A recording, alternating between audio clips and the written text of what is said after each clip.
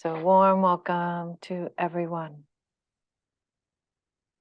Wonderful, wonderful to be together with you today. This is the Buddhist Global Relief annual event, and we have been doing this program for many years. And so for folks who have been for many years, welcome back. And for folks who are new, also a warm welcome to you. So I'll go ahead and begin just with a bit of introduction, which is that you've made it here and you're on Zoom. And nonetheless, if you have any kinds of technical or support needs, you can check in with Yvonne. You see there is a person, a participant here whose name says, there she goes, she's waving at us, Yvonne, BGR volunteer. She is our trusty, wonderful support, and she can respond to any kind of needs that you have there for tech. And so yes, so this is 2023, and we are getting together, and our theme this year is creating a world that works for everyone. And so we gather together in the spirit of the Buddhist teachings that are so heartwarming, that are really pointing us to the reality that the choices that each one of us makes is what is creating a world that can work for everyone. So what each person does matters, and the actions that we take, the words that we say, even the things that we think make a difference. They make an impact in the world. So much of our role here at Buddhist Global Relief is to bring people together, just like we're doing today, and bringing folks together who are our partners. You're going to hear from some of the organizations of folks who are with the organizations that are our partners in various parts of the world, and the folks that they serve and that they lift up, and you, all of you, and many other people who support Buddhist Global Relief, so that we can really try to relieve some of the burden of folks who live with the burden of poverty, who live with the burden of hunger, who live with the burden of a lack of education or resources. And so in that way, by bringing everybody together, we can, each of us can feel the impacts of our compassion and our care and our support.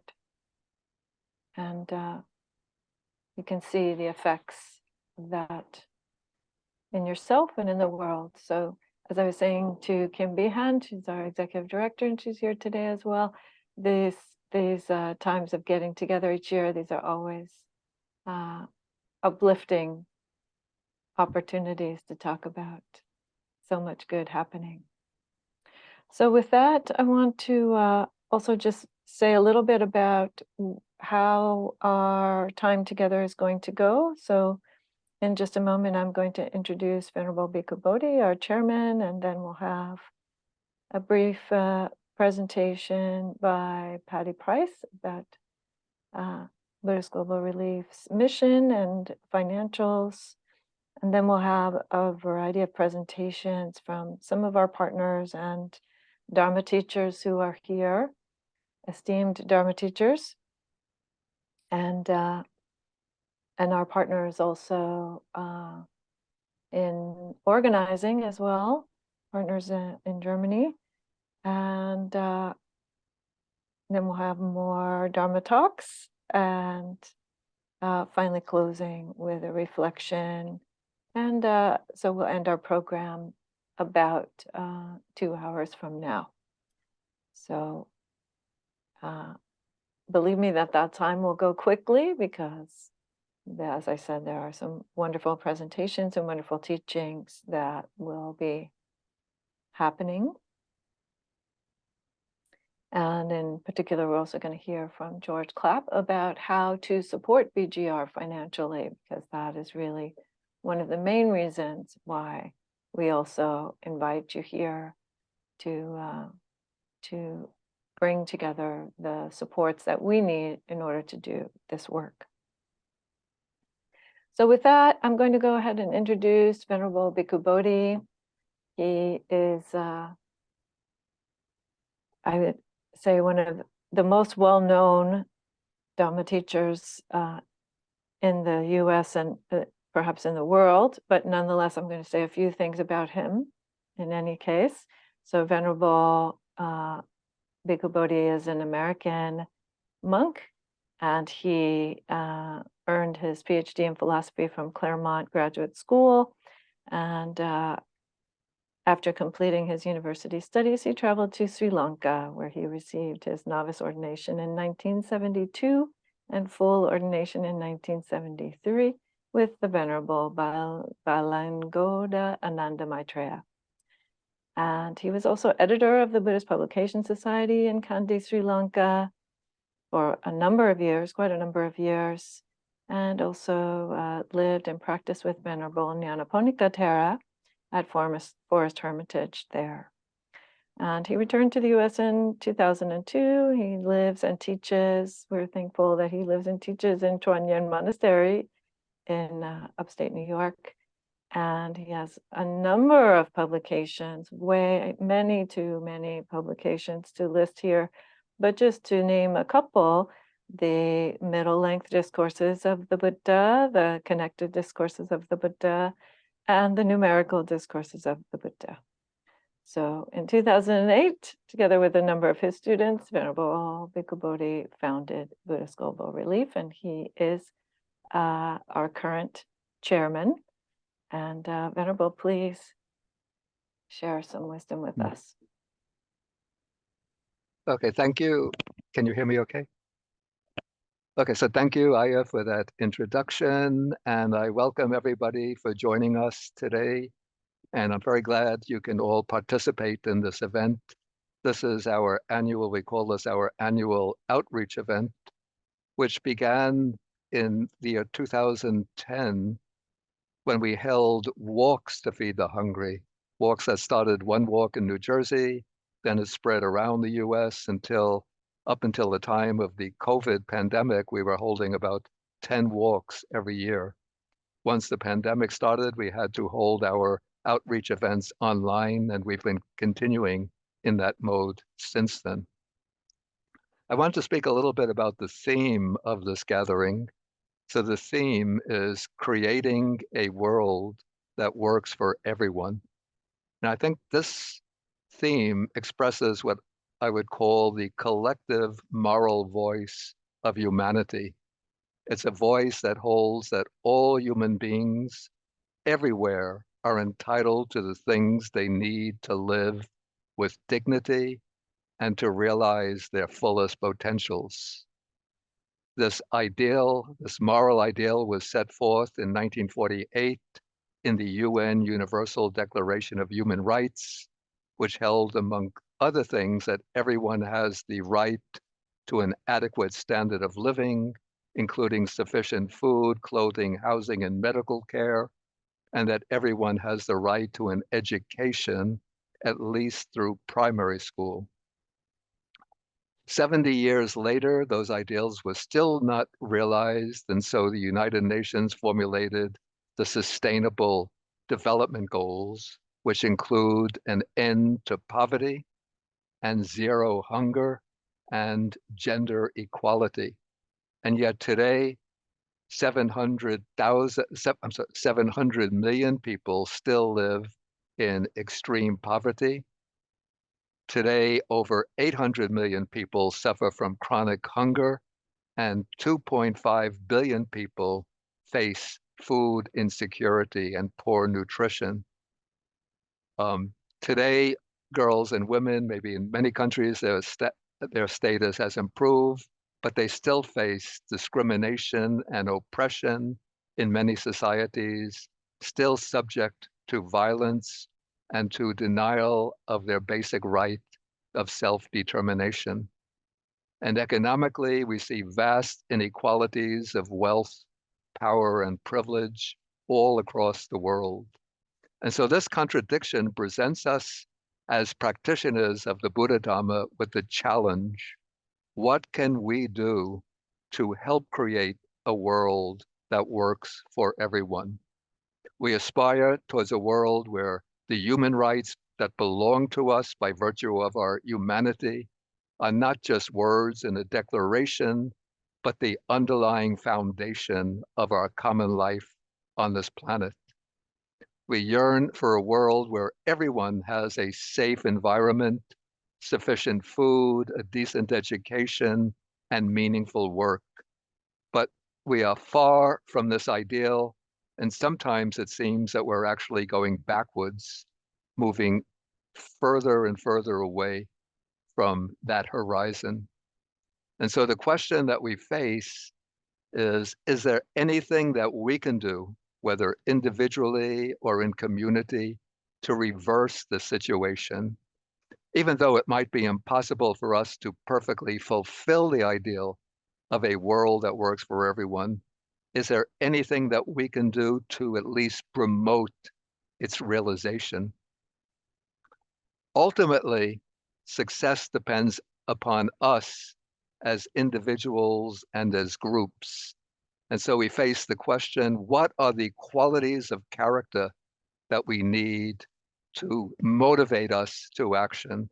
What are the ideals that we should seek to realize? And how specifically and practically can we actualize those ideals? How can we translate them into realities on the ground so that we can effectively uplift the lives of others and take a few steps, even small steps, towards creating a world that works for everyone? These are some of the questions that I hope we'll be exploring in this program today, and we'll also be highlighting projects that BGR has been supporting through the years with our partners, projects that are intended to move us in the direction of a more just, more benevolent, and more equal world. And in order to introduce you to the actual work of Buddhist Global Relief, I want to introduce our Deputy Director, Patty Price, who will give you an insight into the work of BGR. Patty began her work in the field of humanitarian service, working for the Bureau of Women's Affairs in Jamaica. In 1997, she joined the CARE team for the United States Northeast region, and she worked for CARE for 11 years, first as the Director of Planned Giving, and then later as the Deputy Director for CARE in the Northeast region. And in this capacity, she visited dozens of CARE projects in the Caribbean, South America, and Africa.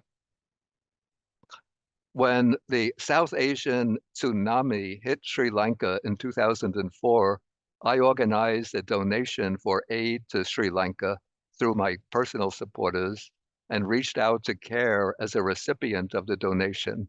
And the person who became my contact at CARE was none other than Patty Price.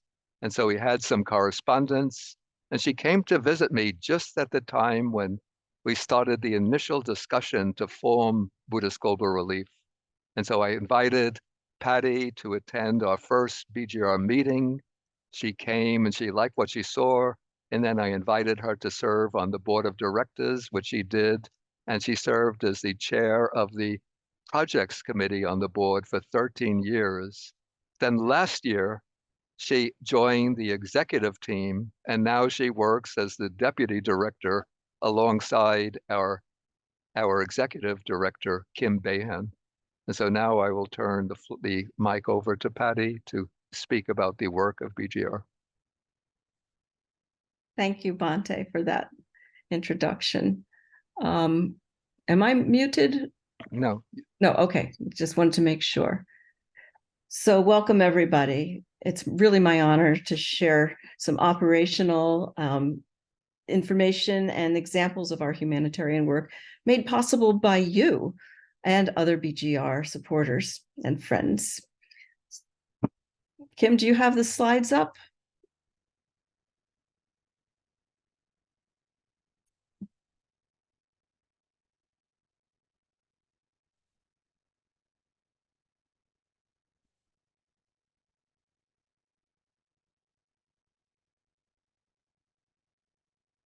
We're waiting for the single slide. Thank you. So creating a world that works for everyone. Bante has explained exactly what our goal is with that. It's a big goal, but we're going to keep at it. So while global hunger remains a huge challenge, and these figures put that right in front of us, there's no ignoring the level of hunger in the world. The bottom part, I do think, is important to share, that since 1990, global hunger has in fact been reduced by 34%. So we have a long way to go, but the trajectory has been moving, if not slowly, in the correct direction. I invite you to read this to yourselves.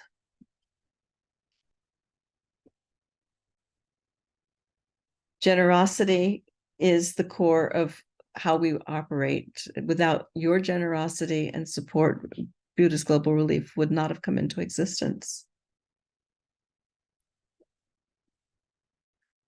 So the core of our mission really is to address food insecurity, basic education with an emphasis on girls' education, and skills training for women that includes both increased food security through specialized training, providing tools and seeds for home and or community gardens, and or some marketable skills training for income generation.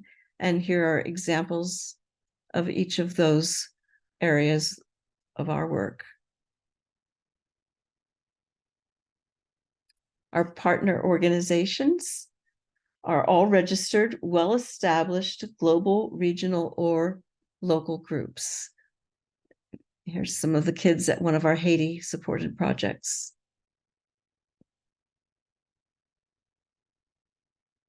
This map is kind of cool because it's where all of our partner organizations are registered. They are well-established global, regional, and local organizations. 3 years ago, I want one more comment about that previous slide is that I'm sorry, that back when we first issued our very first grants, there would have been only 3 red dots on the map. So this is another example of our growth. Thanks. I'd like to introduce some of our partners. The first one will be Bodhicitta Foundation, founded by Australian Buddhist nun Aya Yeshi. Before she created a girls' home in India, and it has grown significantly. Before COVID hit, Aya came to the US and she met with us at a BGR board meeting. And while she cannot be here today, she has prepared a video, which we're going to share a little later in the program. The Shraddha Charity Organization is in Sri Lanka, which of course is near and dear to Bante's heart. We support a number of projects in Sri Lanka, including the Pure Water for All and food scholarships that we've provided there since 2022.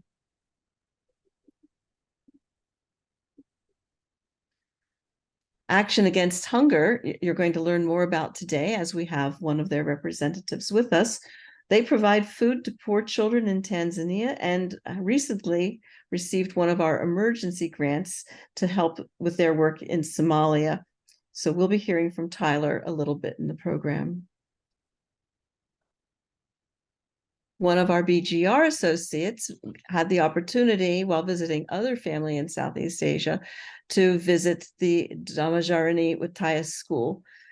That is where we've been providing meals for underserved students for the last few years. The good thing that is coming out of this particular school is that 90% of the girls attending this school have graduated and gone on to university, which is pretty amazing. We've provided emergency food support for many countries this past year through many reputable organizations. Better Burma received one of our grants to assist with the Myanmar refugees, and we'll be hearing from Joe McGee later in the program about that program.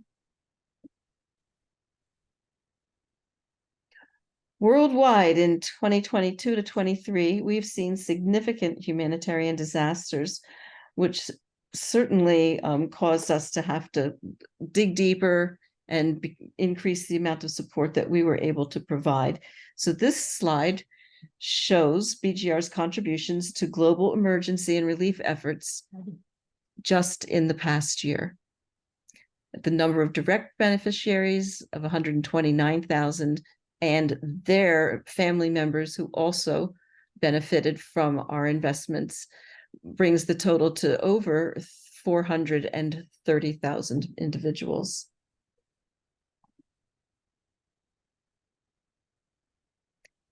Emergency relief funding from just this last July through June 30th, this recent June 30th, we have provided emergency relief to 17 organizations doing work in 12 countries with 24 emergency grants, totaling $840,564 in emergency relief. This is way above what we would have done and been able to do in previous years. However, many of our donors made significant contributions directed towards specifically directed to some of the greatest emergencies that have occurred in the past year.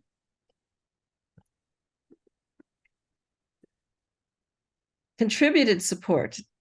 This is a fun slide for us to see the amount of support we received in our first year on creating the organization and launching this program, and how the trajectory came along gently over the years. And then probably because of the increase in significant emergencies, and the amount of support to BGR went up drastically this last year. And for that, we are forever grateful. We've been able to help that many more people.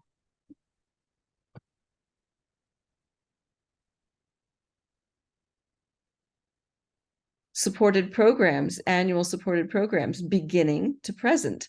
So in the very beginning, we supported a few programs with a grants totaling $34,000 US dollars. And then you can see the trajectory up over the years to the point that our donors, supporters in the last year gave over $2 million to BGR. Our cumulative income to date grant donations, 9.4 million.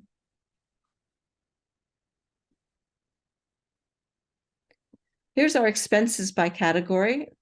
I think that we're very proud of this because our administrative costs are only 3%, fundraising costs 5%, and 92% of our donations to BGR go directly to programs and emergency relief. That totaled $2,088,000 in the past year going to emergencies.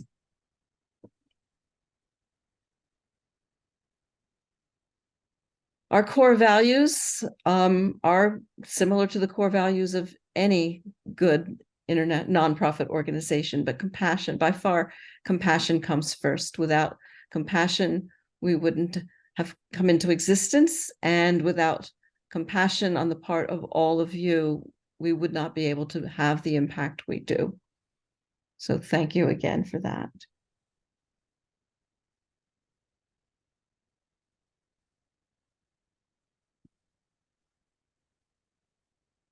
And I just thought the glowing faces of these kids who formerly were hungry and malnourished, it's a great example of the success of your investment in BGR.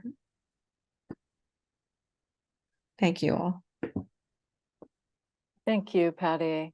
A wonderful presentation, really showing the growth over time of people's support for the organization and how we turn that into support for more and more individuals around the world. And yes, these smiling faces, wonderful. Yep. Wonderful.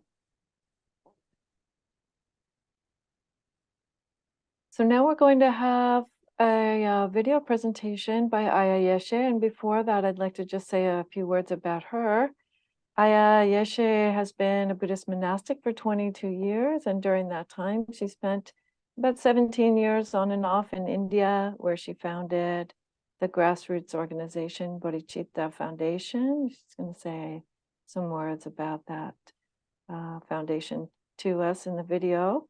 Aya is also abbess of Bodhicitta Dakini Buddhist Monastery in Tasmania. She teaches internationally and is a published author and is a sacred chants artist on the album Dakini.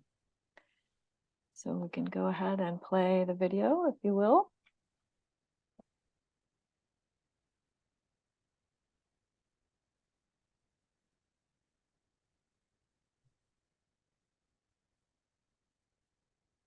Kim, are you ready for the video? Yes, I am bringing up the video now. Okay.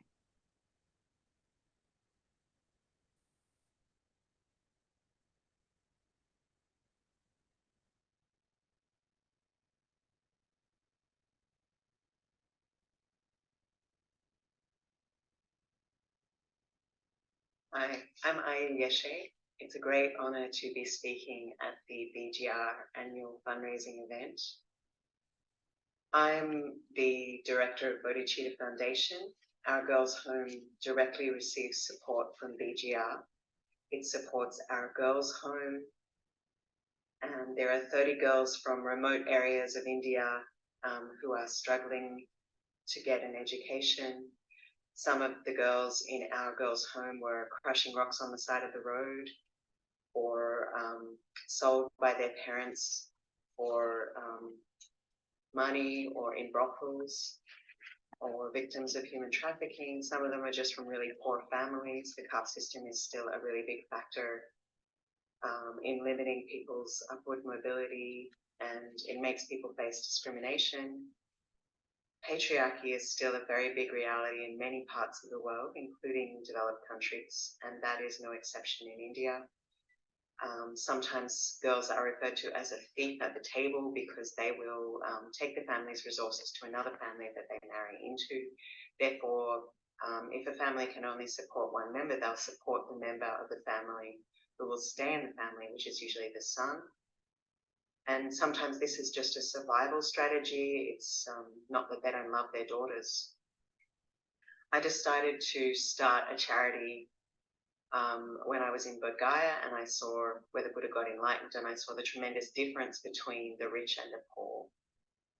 You know, there were these marble-lined, air-conditioned retreat centers with a big 6-foot-high barbed wire fence and a man with a gun out the front, and then there's the way the local Indians are living, the descendants of the Buddha, which is in terrible poverty.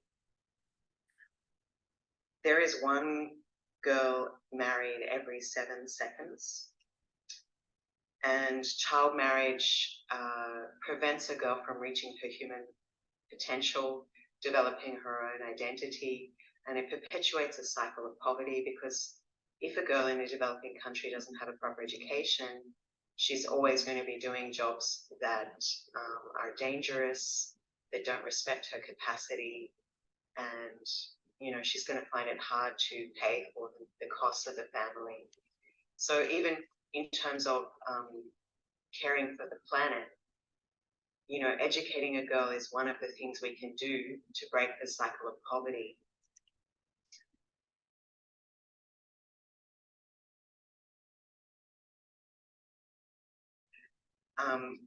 You know, she increased the leadership of women. An educated mother is 2 times more likely to send her kids to school, and those child are 50% more likely to survive until they're 5. These women will marry later and they'll have less children, and girls with 8 years of school are 4 times less likely to be married young. And every year a girl spends in school can increase her chance to earn more money and have a more dignified life.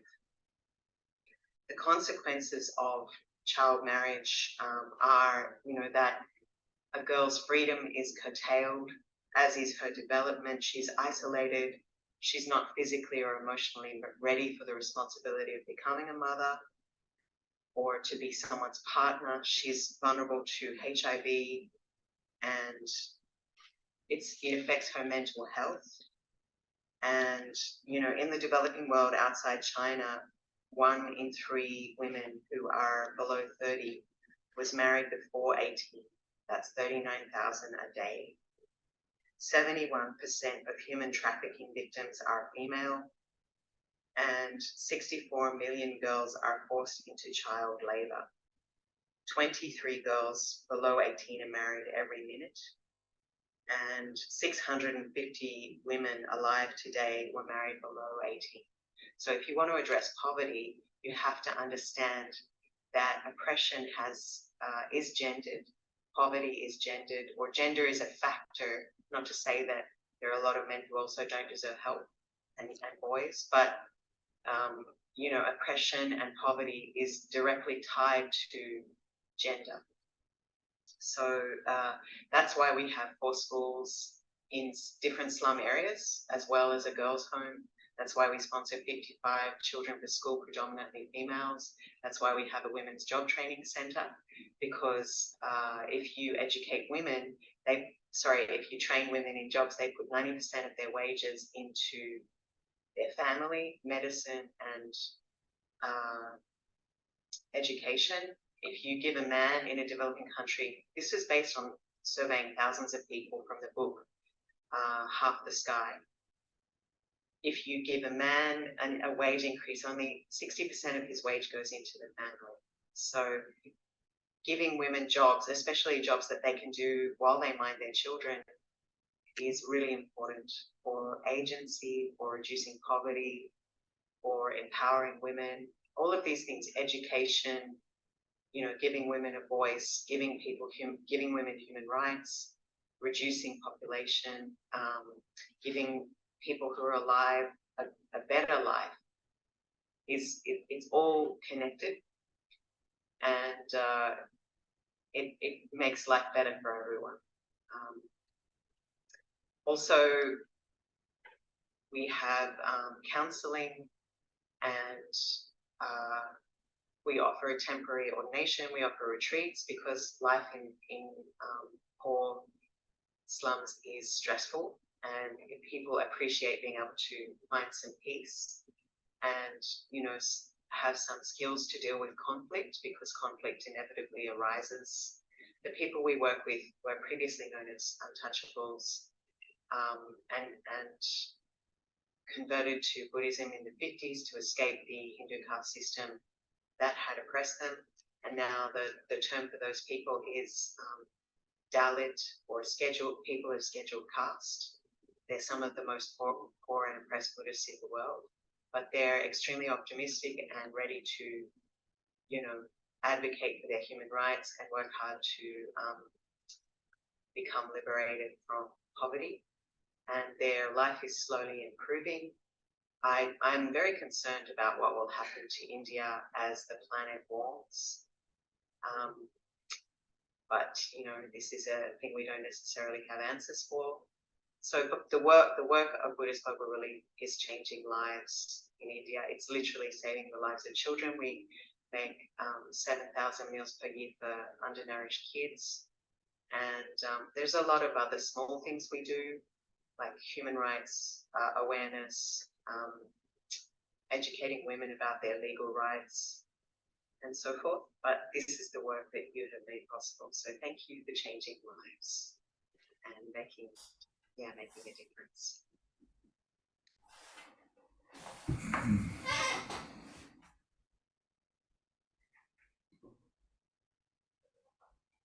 Yes, wonderful. Aya's not with us, but I want to thank her for this this teaching that really calls forth the impacts on women of these situations in their lives. I think for many of us, it's hard to imagine what such impacts would be like, and so calling them out very specifically is, I think, helpful and incredible to hear that she says that in light of all this, people are still optimistic and willing to move forward in their lives. And that's wonderful that we can help with that. And so I'd like to go ahead and move on to our next presentation. And our next presenter is Rick Hansen. Rick Hansen is a Dhamma teacher who's with us here today. Thank you, Rick, and warm welcome. Your first visit here at the Buddhist Global Relief annual event. And I just want to say a few words about you, if you don't mind, and then I'll hand it off so that you can share with us. But Rick Hansen is a psychologist and a senior fellow at UC Berkeley's Greater Good Science Center and founder of the Global Compassion Coalition. He began meditating in 1974, practicing mainly in the Theravadan tradition, and is taught at many meditation centers. His 7 books have been published in 31 languages, with over 1 million copies in English alone.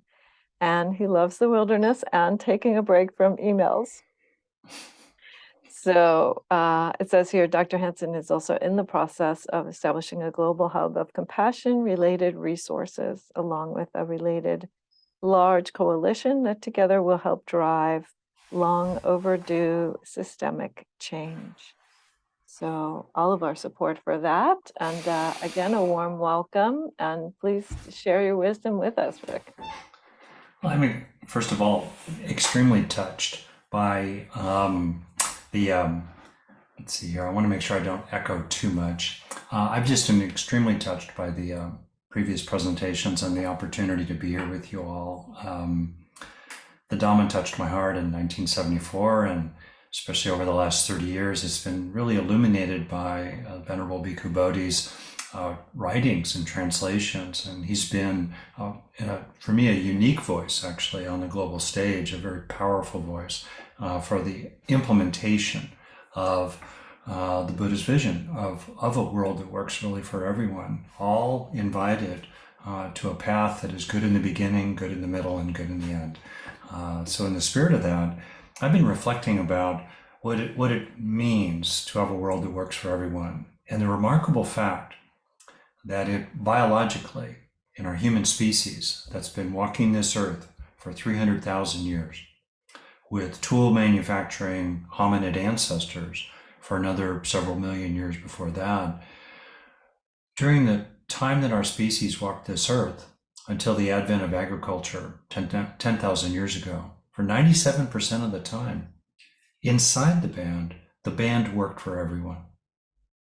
The band was grounded in the biologically evolved approach to care and to share, compassion and justice at the foundation of the social life of our species. For 97% of the time, we've walked this earth.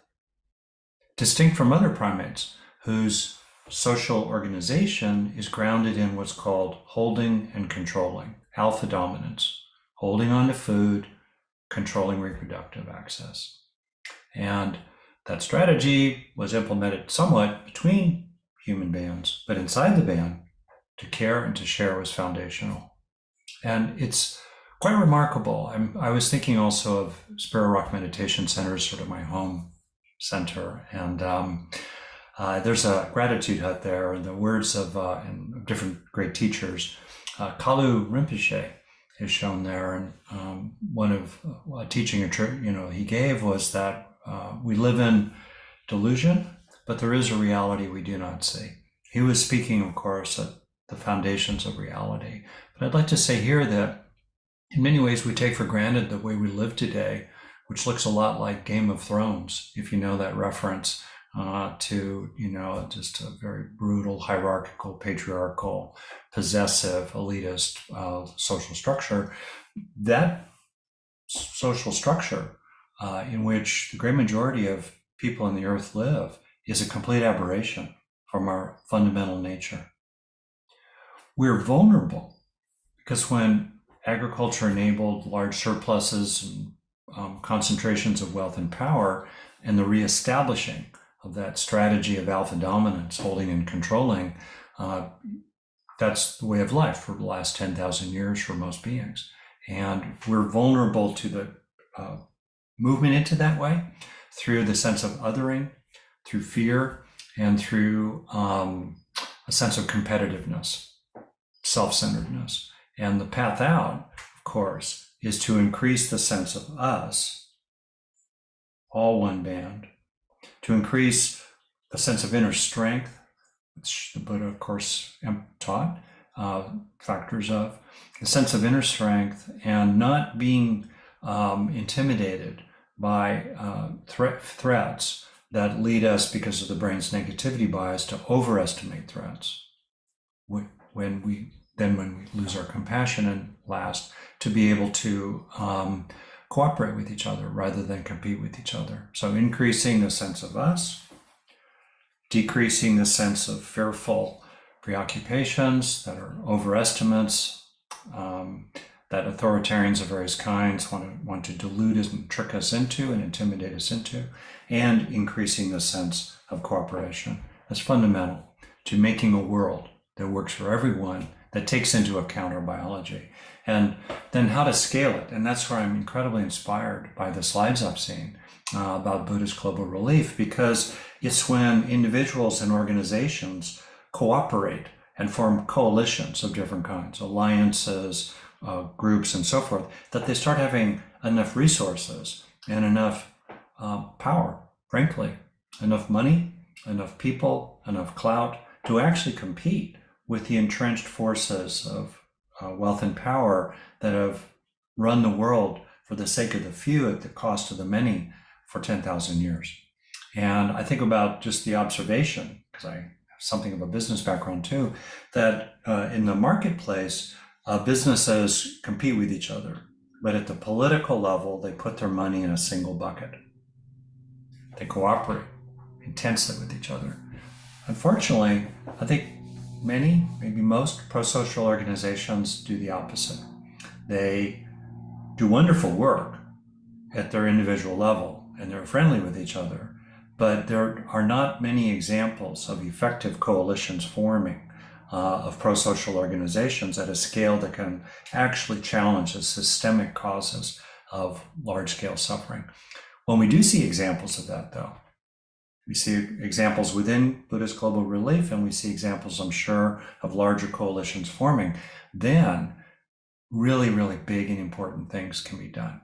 And that's the genesis of the notion of the Global Compassion Coalition, to form a coalition, a new global commons in which good-hearted people and individuals can really come together at the scale of the one single human band, much as our ancestors did so well. And the native and indigenous people in the world today keep teaching us, including through their lived example. We can come together at a scale that's big enough to actually take on the deep challenges, such as the ones we saw on the slide earlier, of the fact that, in ways that to me are personally just appalling, about 10,000 children a day die of hunger-related causes.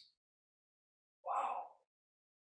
So to conclude, I just want to put my personal oomph behind what Buddhist Global Relief is doing. It's a deep personal honor to be able to participate, to donate myself.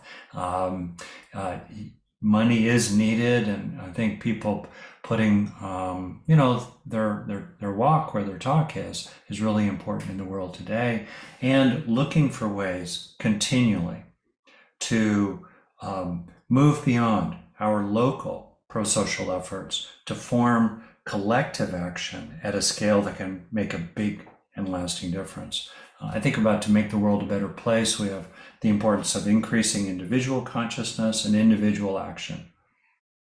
That's mainly, I think, the scale in which the Buddha initially focused in his time. Beautiful and foundational, absolutely important. More and more, there's a focusing on collective consciousness. Really good. Raising values around the world. We also need collective action. Action. Not just statements of concern, not just manifestos, collective action. Resourced by coming together at a large scale and looking for systems and vehicles such as the Global Compassion Coalition that enable that. So I was incredibly touched when Bhikkhu Bodhi expressed interest in the coalition, and extremely touched when BGR joined it. And I just want to say here that to finish, as that beautiful teaching, Itu Vitaka, was posted, something I've thought about a lot, how can we hold on, to what we have when others are hungry?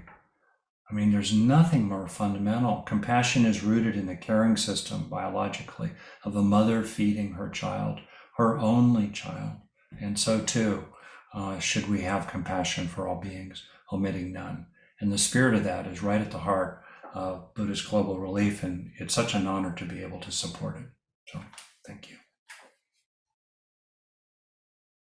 Thank you so much, Rick. I really appreciate that, bringing the big picture and the long time scale into view, so that we can really place ourselves within human history and human aspiration as a whole. Beautiful. Thank you. Yeah, and take heart in our nature. Wonderful. Thank you for your sharing. So I'd like to pause for a moment here and turn it over to George Clapp. George is a board member of BGR. He's also part of our IT team. And I want to just give George an opportunity to say a few words about how to support. George, I think you're still muted, George. Can you hear me now? Great. Yes. We can hear Okay, you now. great. Thank you, Ira, and thank you to everyone joining us today for the celebration of the wonderful work made possible by people like you, our donors and supporters. We hope that you will be moved and have been moved by the inspiring presentations and by the stories of the few people, of the few stories that we were able to present today of those who benefit from BGR support. Please make a gift today to help BGR continue to change lives by providing nutrition, education, vocational training for right livelihood, and for sustainable and climate resilient agriculture. A link to our donate page will appear in the Zoom chat window. Thank you very much. Yes. So the link is there. Thank you so much, George, for reminding us of how to move forward with actually enacting our compassionate feelings toward folks who need our support. So we're going to have also a video presentation now from another one of our partners. This is Shraddha Charities, and I'll just say a few words about them before we see the video. Shraddha Charity Organization has been a BGR partner since 2020, when we began our partnership with them, funding a project assisting pregnant women in need throughout Sri Lanka, working primarily out of Mahamevana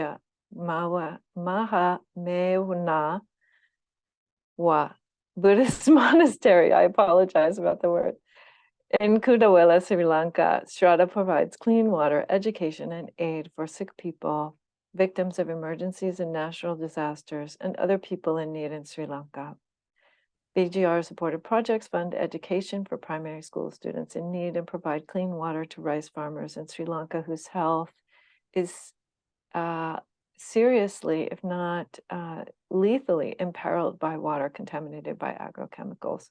So this next video is introducing our project with them at the Hewagama Model Primary School, where BGR funding provides much needed nutritious food to more than 100 first through fifth graders. And the video is hosted by Prasad Binurara, the Chief Executive Officer of Shraddha Media Network and the Shraddha Charity Organization.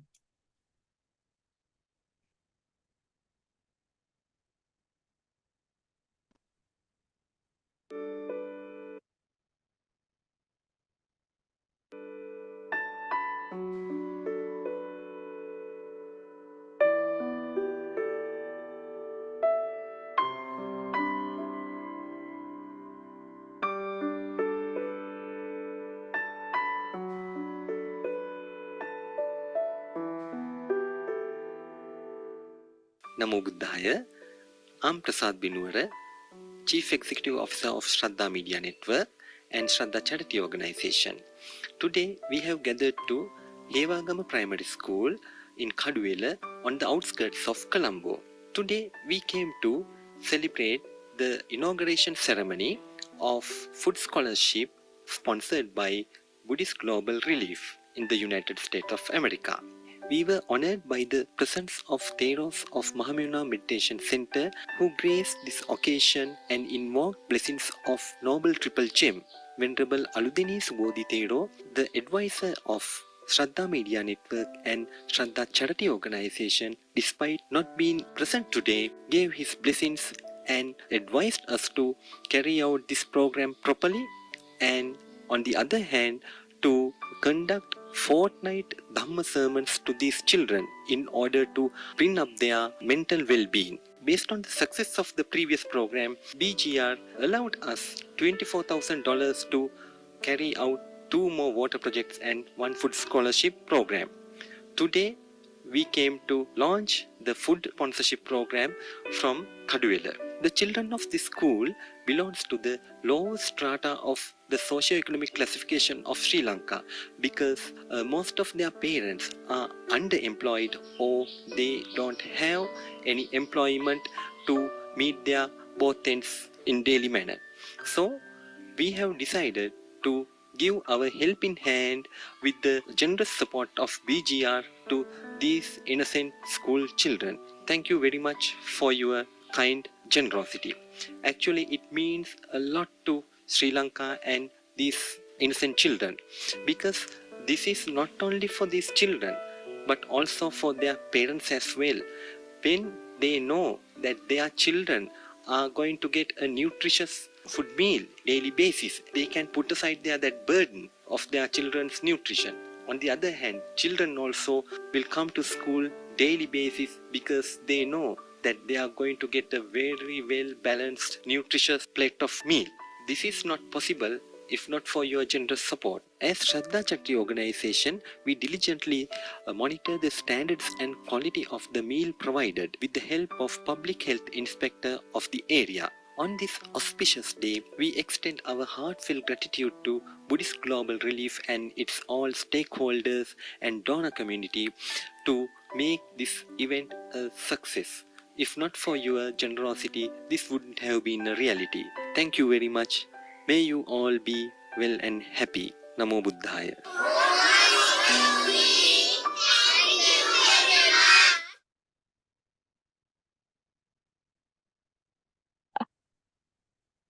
Lovely. Thank you so much for sharing that. It's wonderful to see all the smiling faces and really see how much those kids are benefiting from their education and being able to have enough nutrition to really study well and learn at school. So thank you so much to Shraddha for sharing this information with us.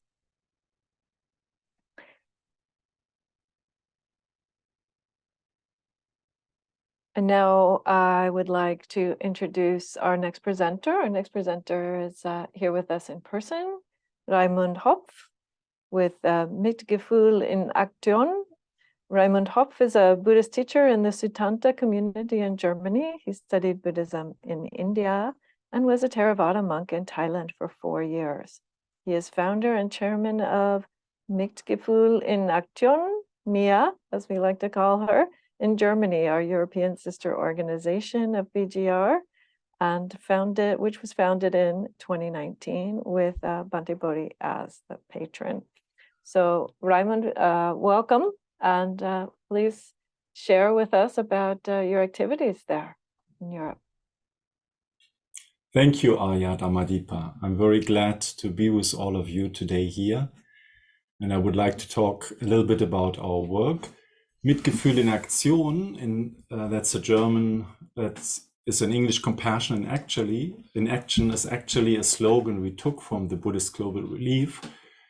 And we began to organize ourselves in 2019 from a very small group of Buddhists with the inspiration and help of Bhante Bodhi and Buddhist Global Relief. And now I want to share a website as I talk about our projects. Yeah. So since 2020, MIA has been supporting projects together with Buddhist Global Relief in Myanmar, Cambodia, Mongolia, India, Bangladesh, and now even Peru, and previously also in Afghanistan, Senegal, and Cameroon. In addition, we sent emergency aid to crisis regions 3 times. In 2021, we supported suffering Dalit families in India during the COVID crisis. And in 2022, when war broke out in Ukraine, we supported refugees from that country. And this year, we were sending emergency aid to internally displaced people in Myanmar through Better Burma. For detailed information, please just take a look on our English pages on our website, which I'm gonna share with you now. Just a moment. Must have to finish this. Exactly. Yes. And now I would like, one more information. We are only in our 4th year and have just started helping, but we look forward to helping more in the future. Quite impressed by the growth of Buddhist Global Relief. We hopefully, with other European partners in the future and along with our main partner, Buddhist Global Relief, will really be of great help. And basically, Buddhist Global Relief has been our main inspiration to start that work, which we are very grateful for. It's an honor actually to join you. Our dream is that the world one day will see more Buddhist compassion in action in places around the world where there's hunger and suffering. And now I would like to share another short story with you, and I share a picture again. Yes. Once the Buddha was walking with his attendant Ananda and met a monk who was sick with dysentery and lying in his feces. And he asked him, "Monk, why does no one help you?" And that monk replied, "Venerable, I did not help the other monks and now they are not helping me." Then the Buddha instructed Ananda to fetch water for washing, and the Buddha himself lifted the monk by his legs while Ananda washed him. And then they dressed him in new robes, put him in a bed, gave him food and medicine. And after that, the Buddha called the monks together and said, "Monks, you have no mother and no father. If you do not help each other, no one is gonna help you. You should take care of the needy." And so this is my finishing, dear friends. There are so many people in need out there. They may still have mother and father, but they may not have help to carry on. And if we don't take care of them, maybe no one will. So let us actively turn compassion into works of humanitarian aid, and please help Buddhist Global Relief as well as us and other organizations to help others. Thank you very much. Thank you, Raymond. Yes, it's so true. It's wonderful to see that, just as Rick was mentioning, actually, right? Collaboration, among our organizations really just helps with the growth and helps us touch more and more people and bring more and more resources to bear in the places where they're needed.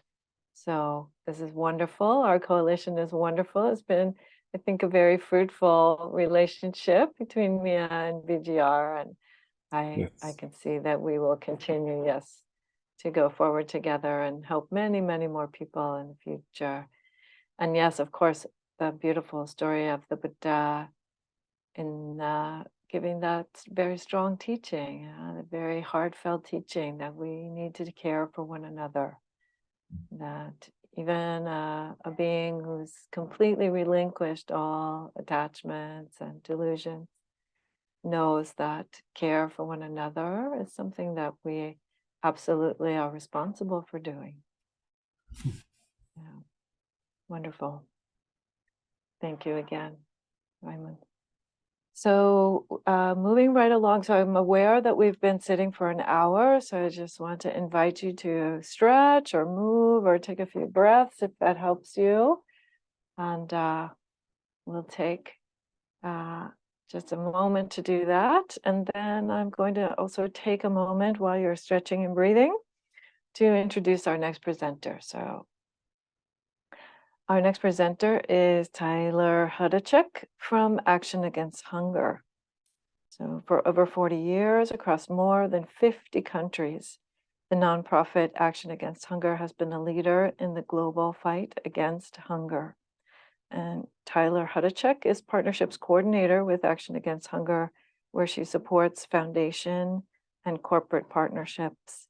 She was first introduced to the organization through Global Impact, serving as a strategic advisor for private institutional fundraising. Tyler began her career in development during her time as a Peace Corps volunteer in Uganda, where we also have some projects actually, where she worked with adolescent girls and women's groups to coordinate a sexual and reproductive health curriculum and make reusable menstrual pads. So a warm, warm welcome to you, Tyler. Thank you so much for coming to share about the work that you and Action Against Hunger are doing in the world. And thank you for having me. So as you mentioned, my name is Tyler Hudacek. I serve as a partnerships coordinator with Action Against Hunger. I'm going to share my screen and share a little bit more about the work that we do, and specifically the work that is currently being supported by Buddhist Global Relief.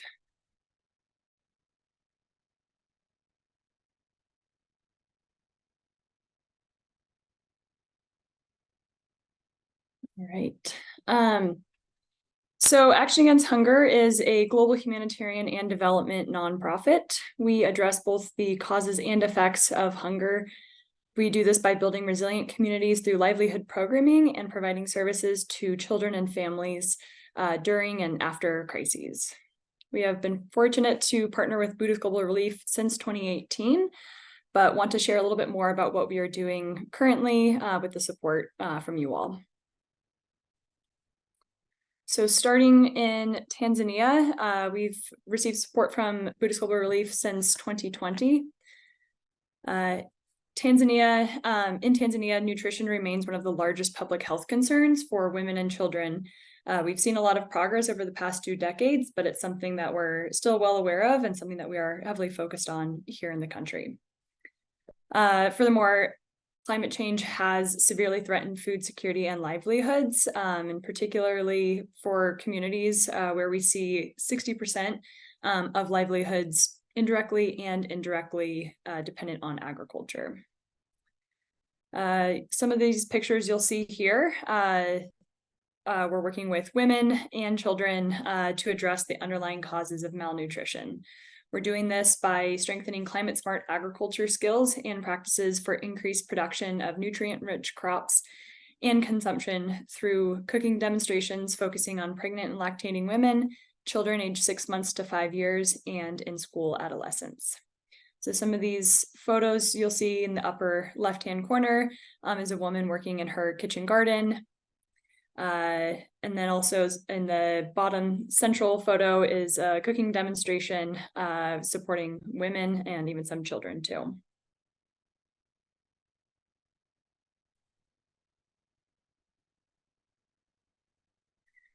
And moving on in Somalia, the greater region, including Somalia, has been facing the region's worst drought in 40 years. The lack of rain exacerbated by climate change has caused extreme hunger, displacement, inequity throughout the country. Millions of people struggle daily to find the necessities like food and water and even other healthcare services. So as you can see here in the bottom left corner, this is measuring a child's arm for malnutrition. The mother was able to bring her child to the Nutrition Stabilization Center, where we did provide treatment for malnutrition and education around kind of at-home services. Additionally, we are also responding in Somalia through resiliency programming. So specifically, we are teaching men and women how to grow nutritious vegetables in their kitchen gardens. This includes supporting them through the development of solar-powered water sources to provide portable and safe drinking water, as well as irrigation to gardens for year-round cultivation. So in the bottom central and right photo, you'll see this is a cart attached to a donkey with solar panels on it. It's to help pump the water through the hose so that it can be used for consumption, but even for irrigating the gardens.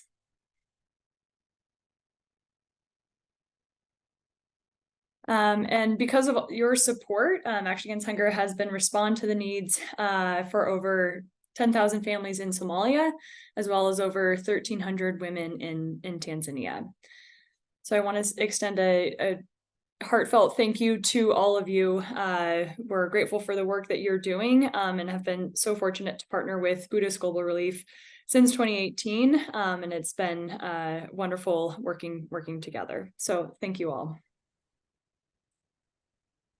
Thank you, Tyler. It's a great presentation. It really helps us see how well their gardens are doing and how much joy they put into that work, even in such a really crisis-filled situation. And I'm so glad that you and the rest of the organization are able to meet the need. I mean, just thinking about us, the worst drought in 40 years is surely causing a lot of stress and distress for folks. So thanks for sharing what you're doing there, and we're happy to be supporting and working together with you. Wonderful. So moving right along, we have some Dhamma sharing from the Venerables, Venerable Jin Chuan and Venerable Jin Wei, who are with us today. And just to say a bit about them, Bhikshu Jin Chuan, was born in New Jersey and grew up in the Bay Area. He was interested in monastic life from high school and moved to the city of 10,000 Buddhas in 2005. He currently serves as chaplain and assistant professor at Dharma Realm Buddhist University. Venerable Jin Chuan, you have to raise your hand so we know which one of you it is that we're talking about. Thank you. And Bhikshu Jin Wei was born in Poland and began his meditation practice in 1999. In 2013, he came to the city of 10,000 Buddhas to begin his monastic training. He's now involved with developing Redwood Vihara, a forest monastery in Boulder Creek, California. So warm welcome to you, Venerables. I also want to mention that Venerable Jin Chuan is on the board of Buddhist Global Relief as well, and one of our key folks. So good to see both of you, and please share some wisdom with us in Dhamma. Well, it's definitely an honor to be here, and it's very inspiring to see all the projects that are happening. Jingwei just said, like, people are doing real stuff there. You see how 10,000 families being supported by Action Against Hunger. I think this is the name. Yeah, helping out with lots of different families. So what we wanted to share, we have a little presentation here. Let me see if I can get this to go. Okay. So the theme was creating a world that works for everyone. And so our first question was, we are creating a world every moment in our lives. And so our first question was kind of reflecting on ourselves, the me, our internal world. Oftentimes, our internal world comes from a place of lacking like we don't have enough, or things aren't the right way.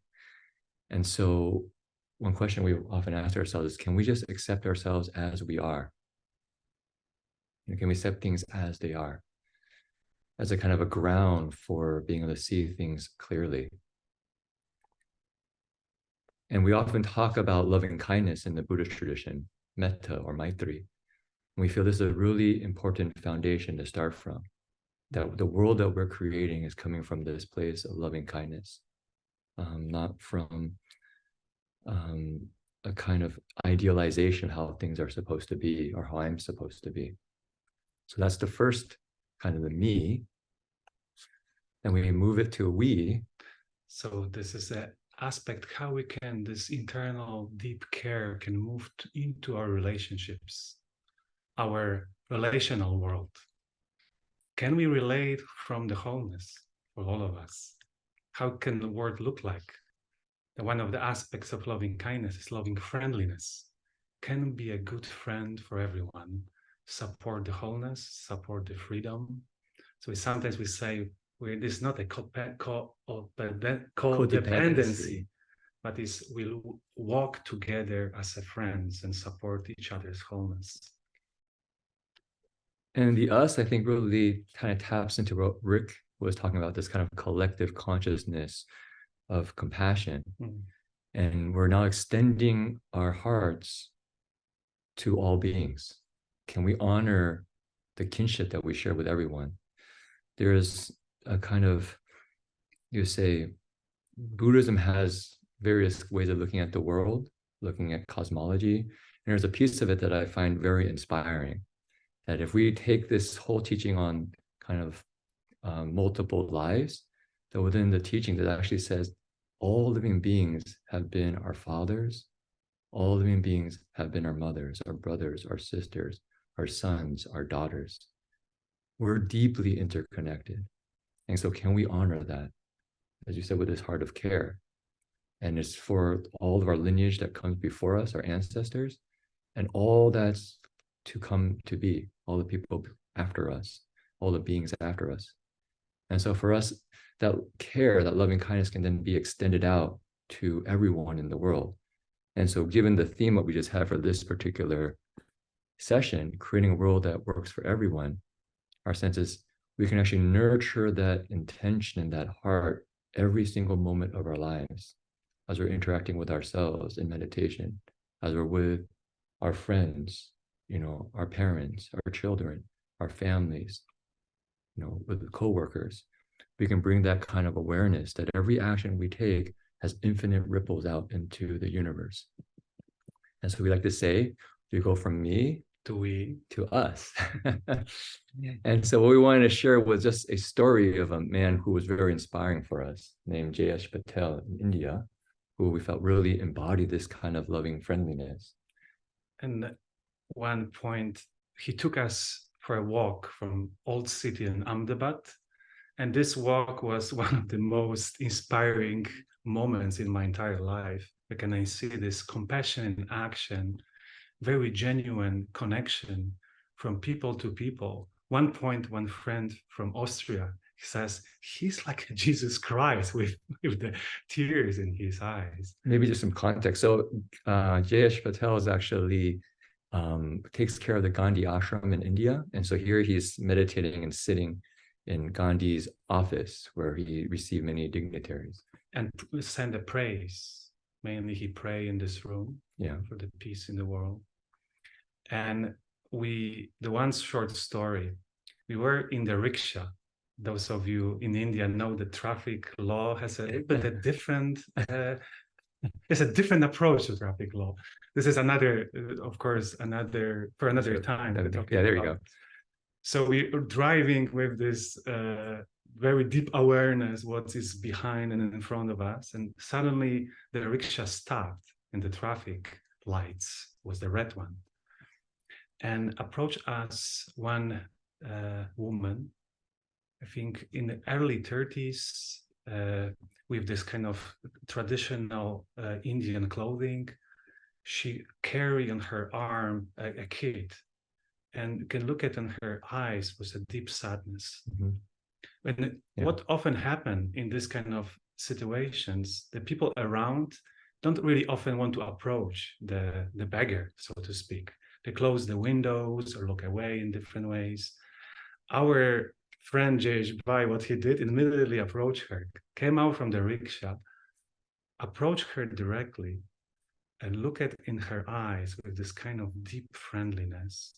And she approached him with her hand, right? Asking about support.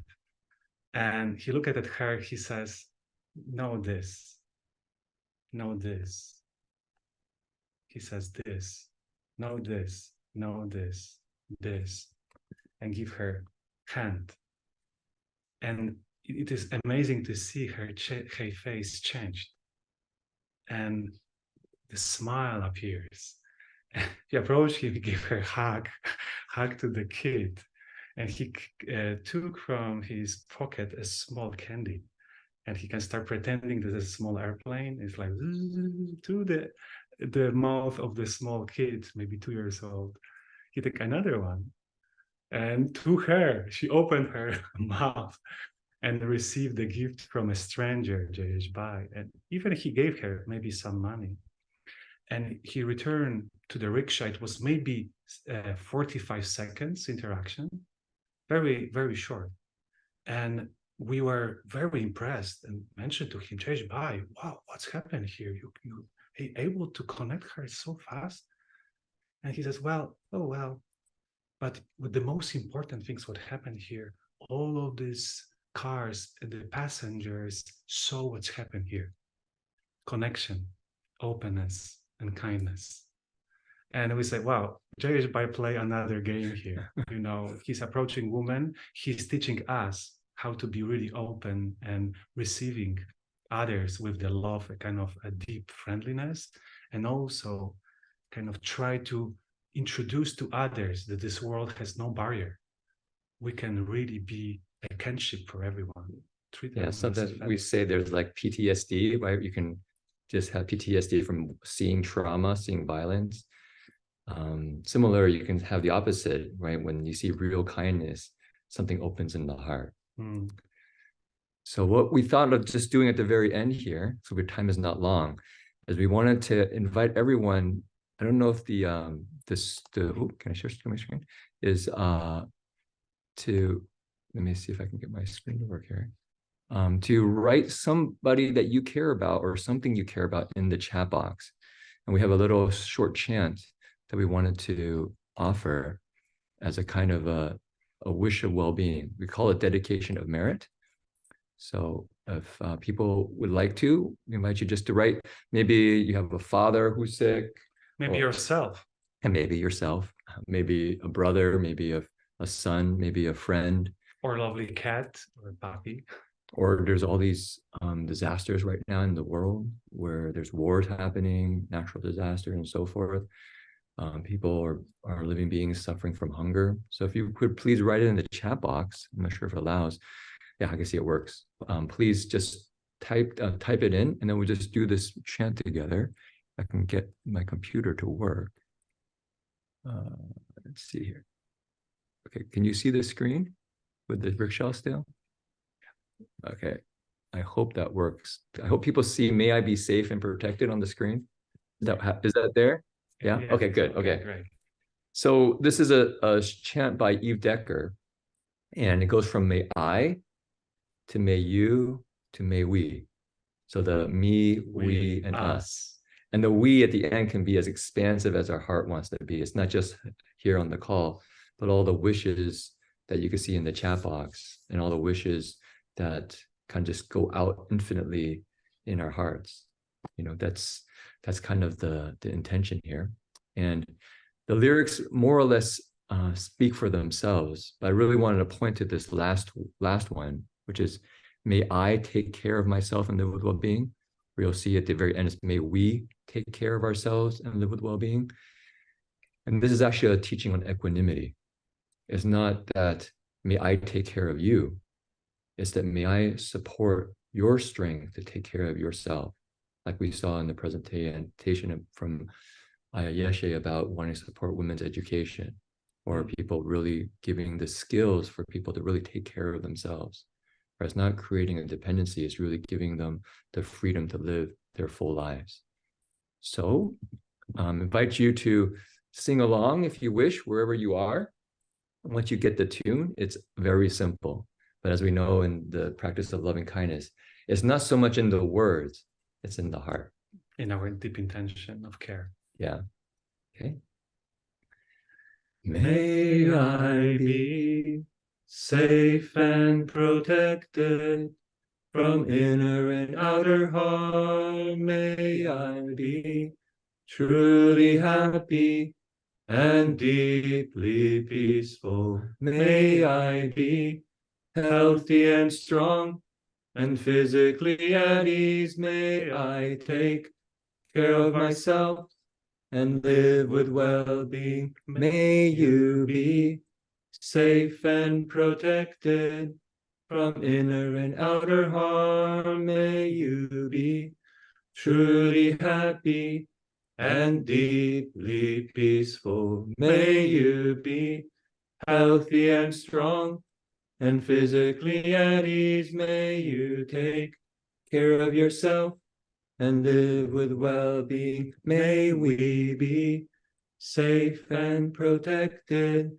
from inner and outer harm. May we be truly happy and deeply peaceful. May we be healthy and strong and physically at ease. May we take care of ourselves and live with well-being.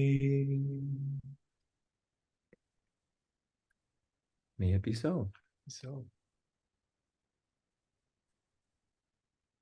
Okay, so back to you.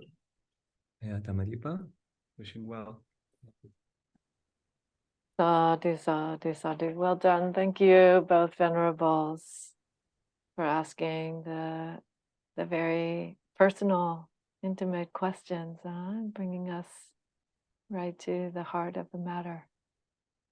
Very, very wonderful sharing. And so now at this point, we're going to shift back to Aya Yeshe. We have one more video from her. And this is a video of Aya doing some of the chanting that we mentioned previously. So let's have a listen to Aya Yeshe.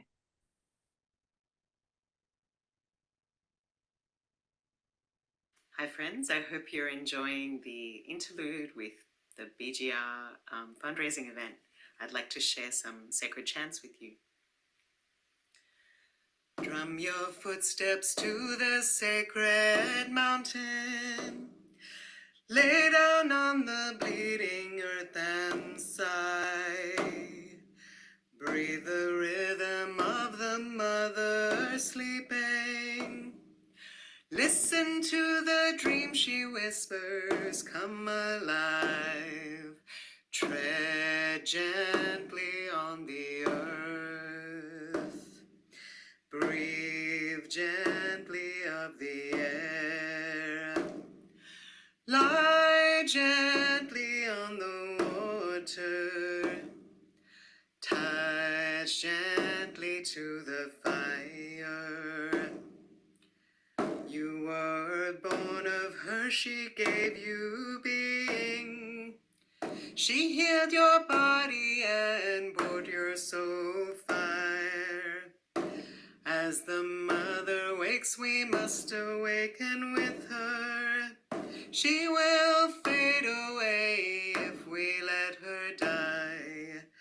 Tread gently on the earth.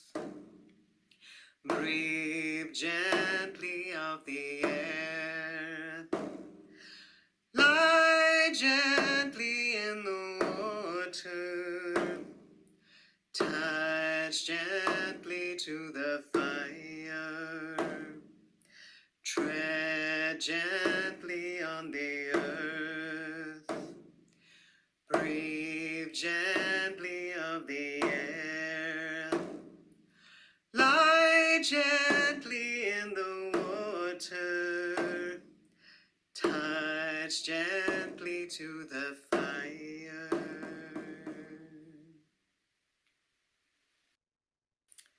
Okay, so that's a song sung in drumming circles about the earth, which really needs our help right now. This is a song I wrote, the next one, inspired by the book That Bird Had My Wings by Jarvis J. Masters, who is a black man on death row, believed to be innocent of what he is accused of. He's a really inspiring writer who talks about finding hope in dark days.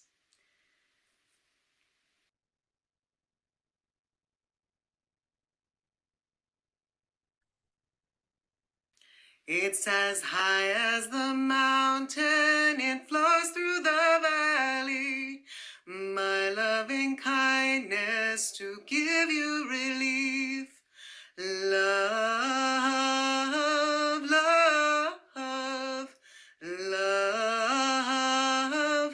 love. It has no religion, no caste or creed. It knows basically we're all part of the flow. A day is coming, all shall be well. We shall live in solidarity. Love, love, love, love, compassion. It's as high as the mountain, it flows through the valley. My loving kindness to give you relief. Love, love, love, love, compassion. Okay, so finally, it's probably nice if I share a Tibetan chant in praise of a female saint called Machig Laptron. Machig mala sol wada, machig mala sol wada, machig mala sol wada, machig mala sol wada.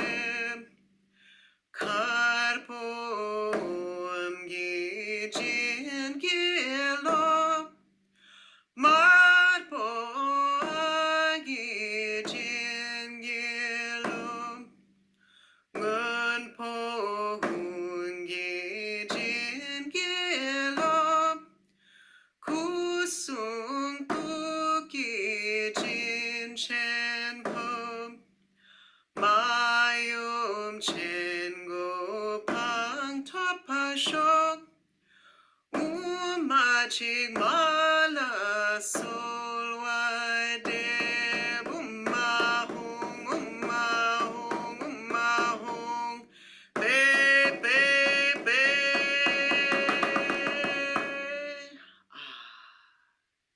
May you all be well and happy. Thank you. Wonderful, wonderful. Wow, the power of her voice and the sincerity in her singing. It just comes right through. Wonderful.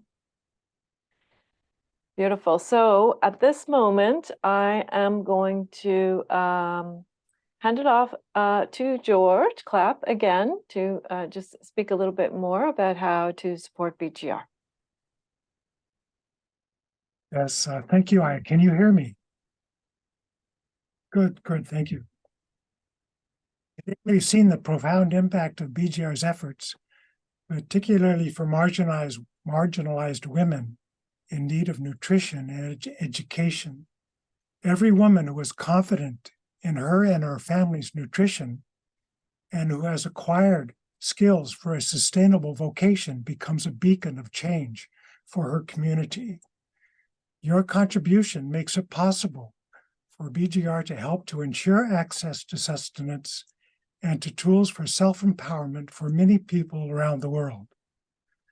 Thank you for joining us today, and please donate. We have a link to our donate page in the Zoom chat window. Thank you.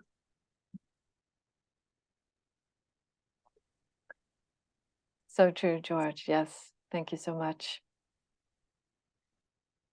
And our next presentation is again some information from one of our partners. We're going to see a video from Anarba and Acharnyai of Dhammajarini Vittaya School. Dhammajarini Vittaya School, founded in 1990, is the first and only free Buddhist boarding school for underserved girls in Thailand, fully administered by Buddhist nuns. So first we'll hear from Anarba Supanidis, longtime board member and volunteer for DWS and vice president of Dhammajarini Vittaya Foundation under the royal patronage. Then later we'll hear from Buddhist nun Dr. Aonampai Pasakchai, who is the school's director since 1993, president of the Dhammajarini Vittaya Foundation, secretary of the Thai Nun Institute, and a licensed social worker, helping to prevent youth prostitution and drug abuse in Ratchaburi province. Dr. Pasakchai has received many recognitions, including the Outstanding Women in Buddhism Award at the inauguration of World Bhikkhuni Association and the International Women's Day Most Outstanding Women Award from the Thai Ministry of Culture, Religion, and Arts. So let's see the video from our partner.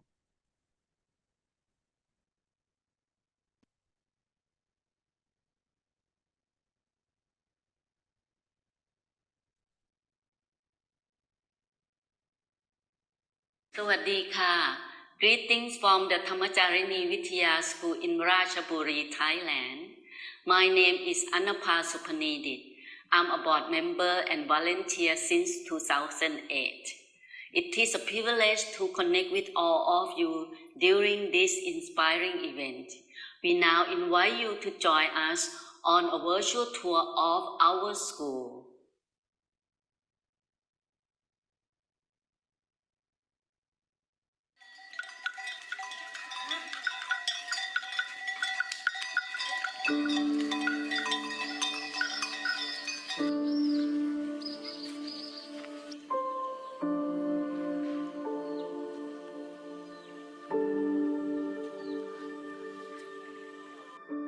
พ่อบอกว่าก็ตอนพ่อยังเด็กอยู่พ่อก็ไม่มีหนังสือไม่มีการเรียนไม่มีโรงเรียนแล้วอยากจะแบบอยากสบายก็ไม่สบายแล้วพอถึงรุ่นหนูมีทั้งครอบครัวก็ไม่มีเงินทำยังไงที่จะส่งลูกเรียน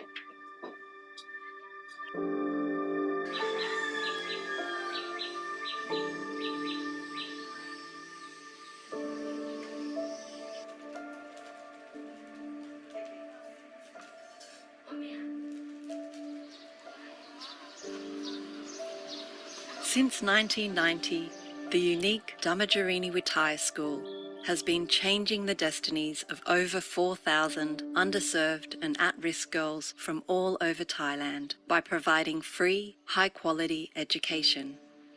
The school began with a small group of Buddhist nuns who recognized the urgent need to support girls' education in Thailand and constructed residential and classroom buildings for 20 orphan girls without access to education. Buddhist nun Dr. Anampai Pasakchai has been the school's director and champion since 1993. 95% ของเด็กหญิงเหล่านี้มาจากครอบครัวที่ยากจนกำพร้าเป็นเด็กชาวเขาและผู้ลี้ภัยรวมทั้งภูมิหลังอื่นๆที่มีความเสี่ยงการให้การศึกษาเป็นการพัฒนาชีวิตอย่างยั่งยืนดังนั้นการให้พลังแก่เด็กหญิงผ่านการจัดการศึกษาแบบองค์รวมและมีคุณภาพสูงทำให้พวกเขาสามารถทำลายวัฏจักรของความยากจนและประสบความสำเร็จในสิ่งที่เขาต้องการในชีวิตได้โรงเรียนธรรมจารินีไม่ใช่เป็นเฉพาะแค่โรงเรียนเท่านั้นแต่ยังเป็นบ้านที่สองที่อบอุ่นและปลอดภัยสำหรับเด็กผู้หญิงกว่า1,000 คนเราดูแลเป็นอย่างดีโดยมีอาหารที่เป็นประโยชน์ทั้ง3 มื้อและค่ารักษาพยาบาลรวมทั้งค่าใช้จ่ายที่จำเป็นทั้งหมด จึงทำให้เด็กสามารถโฟกัสการเรียนได้อย่างดีและทำในสิ่งที่เขาสนใจได้อย่างมีความสุขหนูเนี่ยรู้สึกว่ารักโรงเรียนมากค่ะรักโรงเรียนธรรมจารินีวิทยามากค่ะแล้วก็เพื่อนๆหรือว่าน้องๆหรือว่าพี่ๆนะคะก็เหมือนเปรียบเสมือนครอบครัวหนูหรือว่าคุณครูก็เปรียบเสมือนพ่อแม่คนหนึ่งกับหนูค่ะแล้วก็โรงเรียนนี้เนี่ยเหมือนอยู่ในครอบครัวเหมือนอยู่ในบ้านของตัวเองค่ะ This award-winning school provides holistic education that includes technology, robotics and STEM, athletics, vocational skills with organic gardening and the culinary arts, traditional Thai dance, music, the arts, and yoga and meditation, giving students not just knowledge and skills, but the confidence, resilience, and self-actualization to succeed in life. The school and Dr. Pasakchai have been the recipient of numerous recognitions, including from the Princess of Thailand. Dhammajarini graduates are coming back to help usher in the next generation of empowered women. ยังมีเด็กผู้หญิงอีกมากในประเทศไทยที่ต้องการโอกาสทางการศึกษาและโรงเรียนธรรมจารินีวิทยาของเราไม่สามารถอยู่ต่อไปได้หากปราศจากผู้ใจบุญผู้บริจาคที่คอยให้การสนับสนุนโรงเรียนและเรายังต้องการผู้บริจาคอีกมากเพื่อที่โรงเรียนจะสามารถดำเนินอยู่ต่อไปได้และสามารถช่วยเหลือเด็กผู้หญิงได้มากขึ้นอย่างต่อเนื่องให้เด็กผู้หญิงได้มีอนาคตที่ดีตลอดไปTo learn more about Dhammajarini, please visit thaischool.org. It is now my honor to introduce the school director since 1993, Buddhist nun and the president of Thammajarini Vitya Foundation, Dr. Mechi Anampai Park Sakchai. นะโมตัสสะภะคะวะโตอะระหะโตสัมมาสัมพุทธัสสะนะโมตัสสะภะคะวะโตอะระหะโตสัมมาสัมพุทธัสสะนะโมตัสสะภะคะวะโตอะระหะโตสัมมาสัมพุทธัสสะในนามของคณะผู้บริหารคณะครูและนักเรียนโรงเรียนธรรมจารินีวิทยาขอขอบพระคุณท่านพระครูโพธิคุณคิมเบฮันคุณเฮนราวีเฉินคุณชีอึ้งคุณแพทริเซียไพรส์คุณเจลซี่เบนจามินและคณะกรรมการมูลนิธิบุติโกลบอลวิวิสเป็นอย่างสูงรวมทั้งผู้บริจาคทุกท่านที่ได้เมตตาช่วยเหลือสนับสนุนโรงเรียนธรรมจารินีวิทยาการช่วยเหลือของท่านทำให้เราสามารถเติมเต็มความต้องการที่จำเป็นของเด็กๆให้มีชีวิตเจริญเติบโตที่ดีทั้งด้านร่างกายและจิตใจได้รับประทานอาหารที่มีคุณภาพเพื่อเสริมสร้างและทำให้เด็กๆมีอนาคตที่สดใสเป็นทรัพยากรมนุษย์ที่ดีของโลกต่อไปคำสอนของพระพุทธเจ้าเกี่ยวกับความเมตตากรุณาเอื้อเฟื้อเผื่อแผ่ได้แสดงเห็นอย่างชัดเจนในการสนับสนุนของท่านที่มีต่อโรงเรียนของเราและทำให้เราได้รับแรงบันดาลใจเป็นอย่างยิ่งที่จะอุทิศตนเพื่อช่วยเหลือผู้อื่นที่ต้องการความช่วยเหลือต่อไปขออาราธนาคุณพระศรีรัตนตรัยขอให้บุญกุศลอันยิ่งใหญ่จงสำเร็จแก่ทุกๆท่านรวมทั้งมูลนิธิของท่านขอให้แบบอย่างที่ดีงามของท่านทั้งหลายนำทางไปสู่การกระทำที่ดีความมีเมตตาและความเอื้อเฟื้อเผื่อแผ่ในโลกของเราต่อไปขออนุโมทนาขอบคุณค่ะ To close our presentation, we wanted to offer a selection of our students performing the Buddhist recitation. We deeply thank all the Global Buddhist Relief, leadership, staff, and donors for your generous support of our school. ขอบพระคุณค่ะ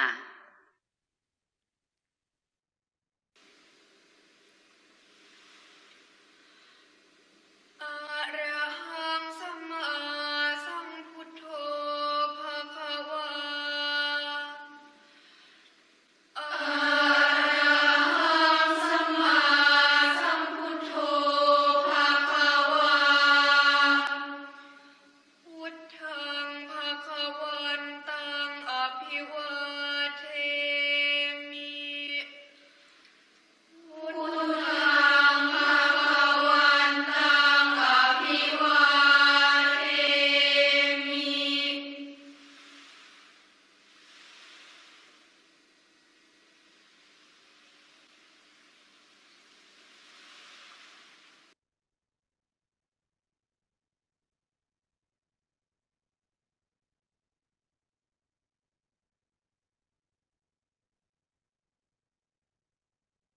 Yes, what an uplifting, incredible sharing that is.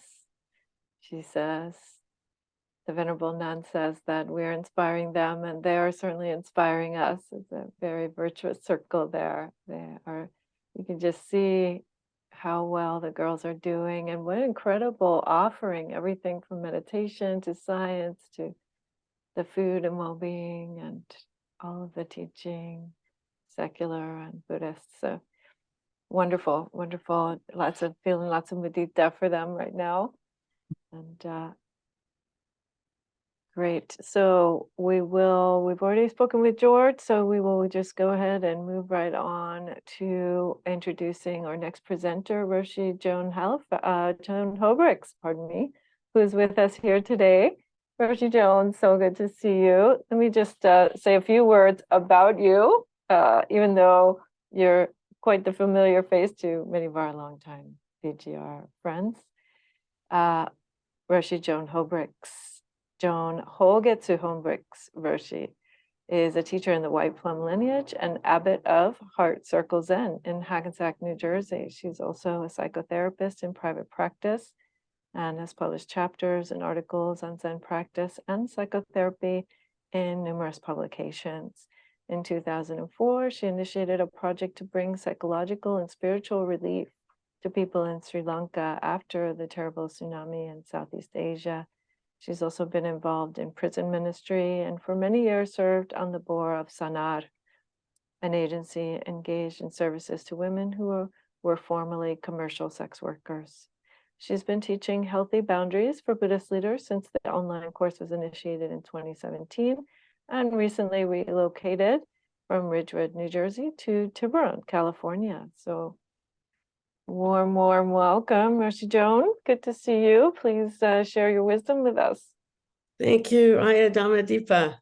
It's good to see you too. So, how can we create a world that works for everyone?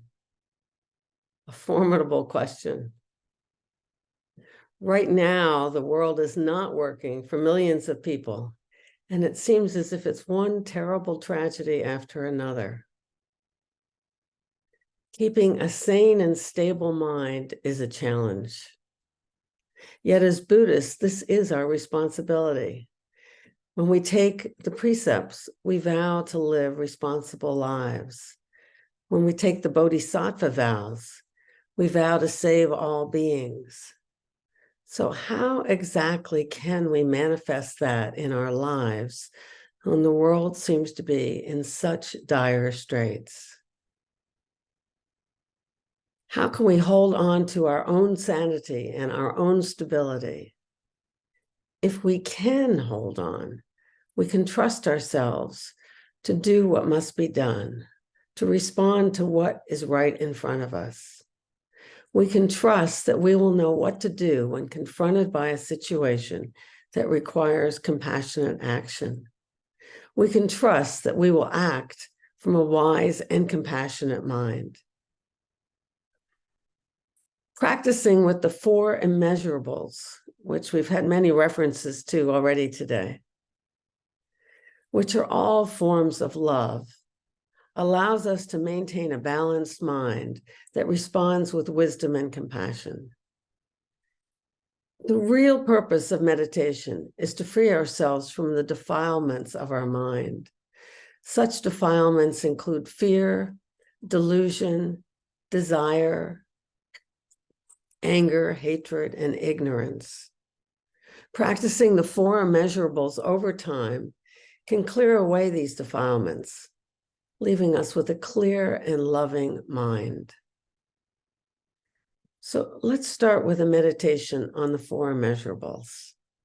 I didn't prepare a screen, so I'll have to do this and hope you'll follow along with me.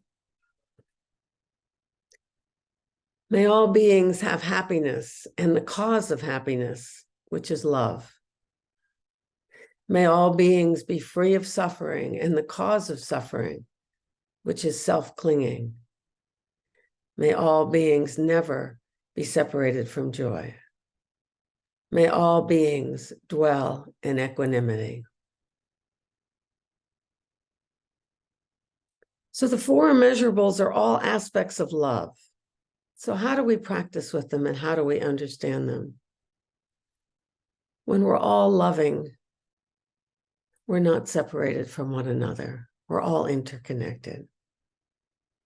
The first is loving kindness, or metta, or maitri. This is the love we can feel for all beings, and it includes all living beings. We practice with metta by paying attention to how we treat all beings.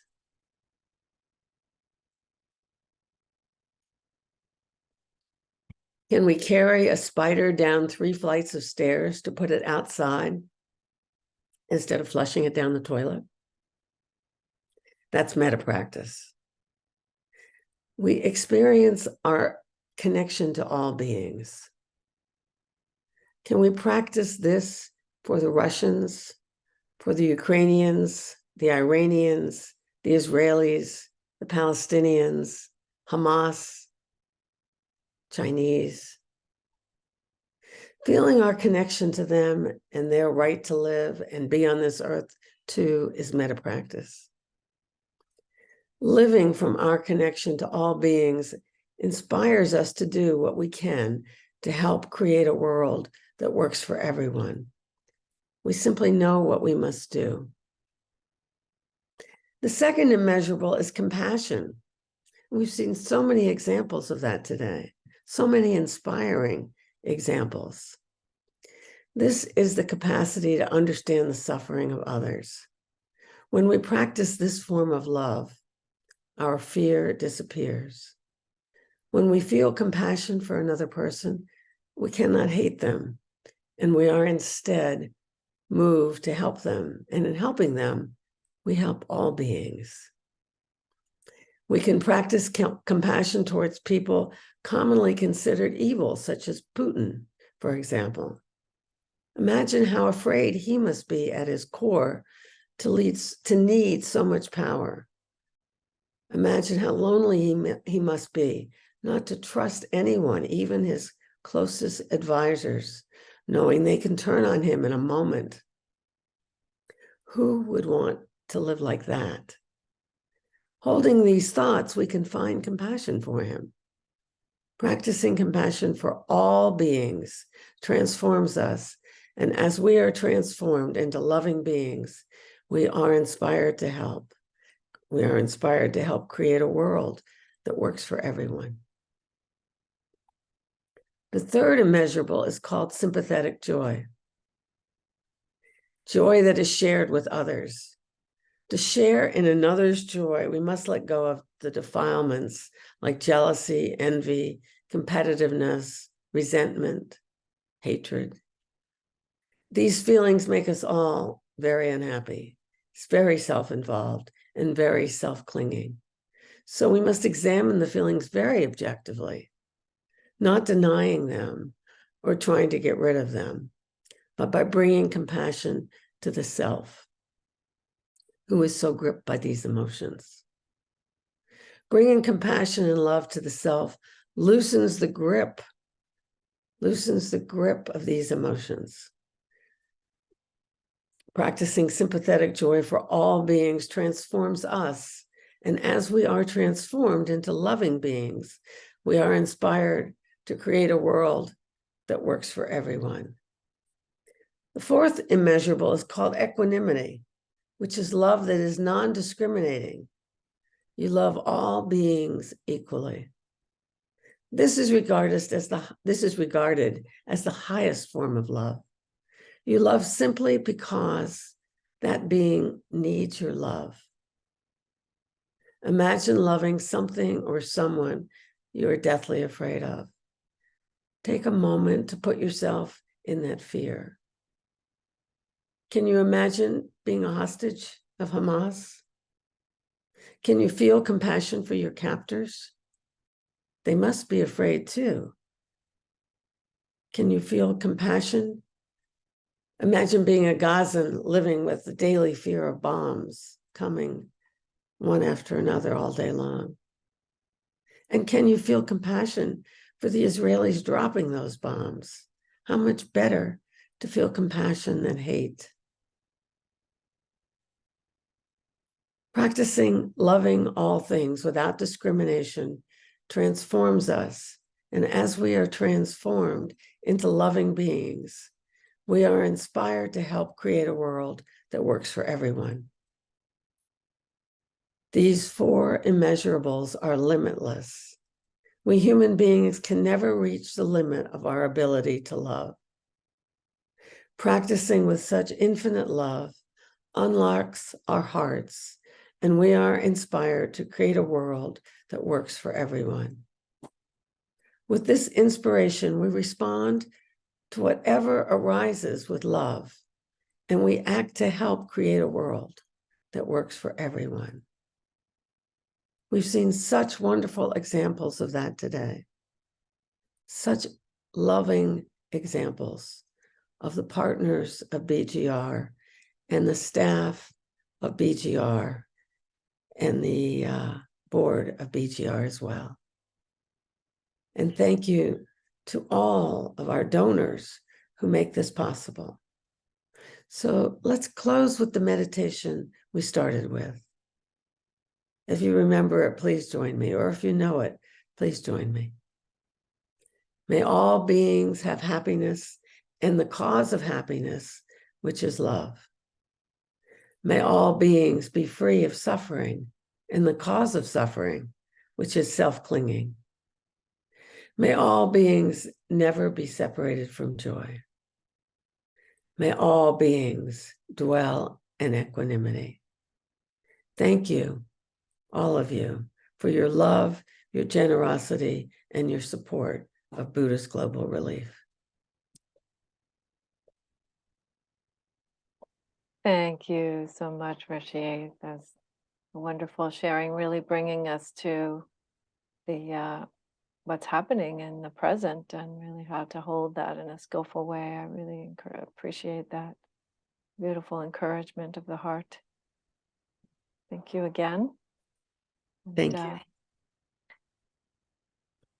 Wonderful. So we have one more partner that we're going to hear from, and that is Better Burma. We have with us today Joa McGee, and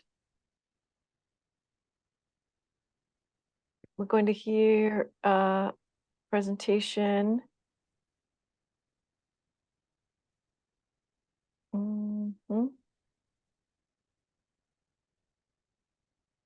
Okay.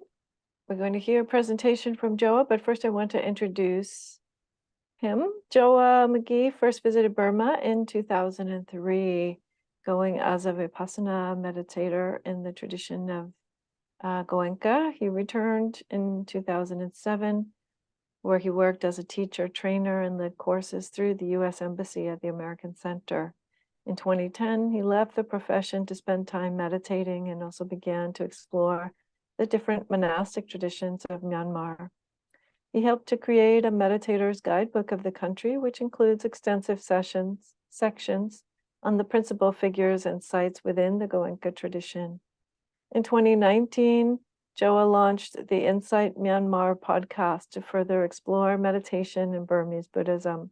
Then following the 2021 military coup, he founded Better Burma, a nonprofit mission supporting Myanmar's vulnerable communities while also transforming the podcast to become a platform for a wide array of voices to tell their stories about what is happening in Burma. So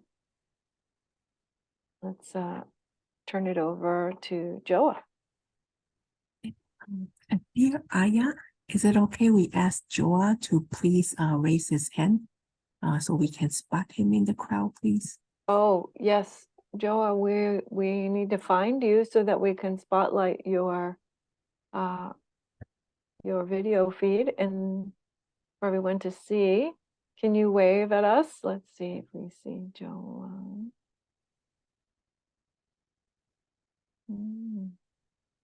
Oh, there he is with a J, just J on the list there.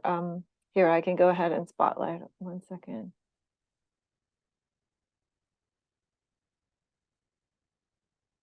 Okay, there we go.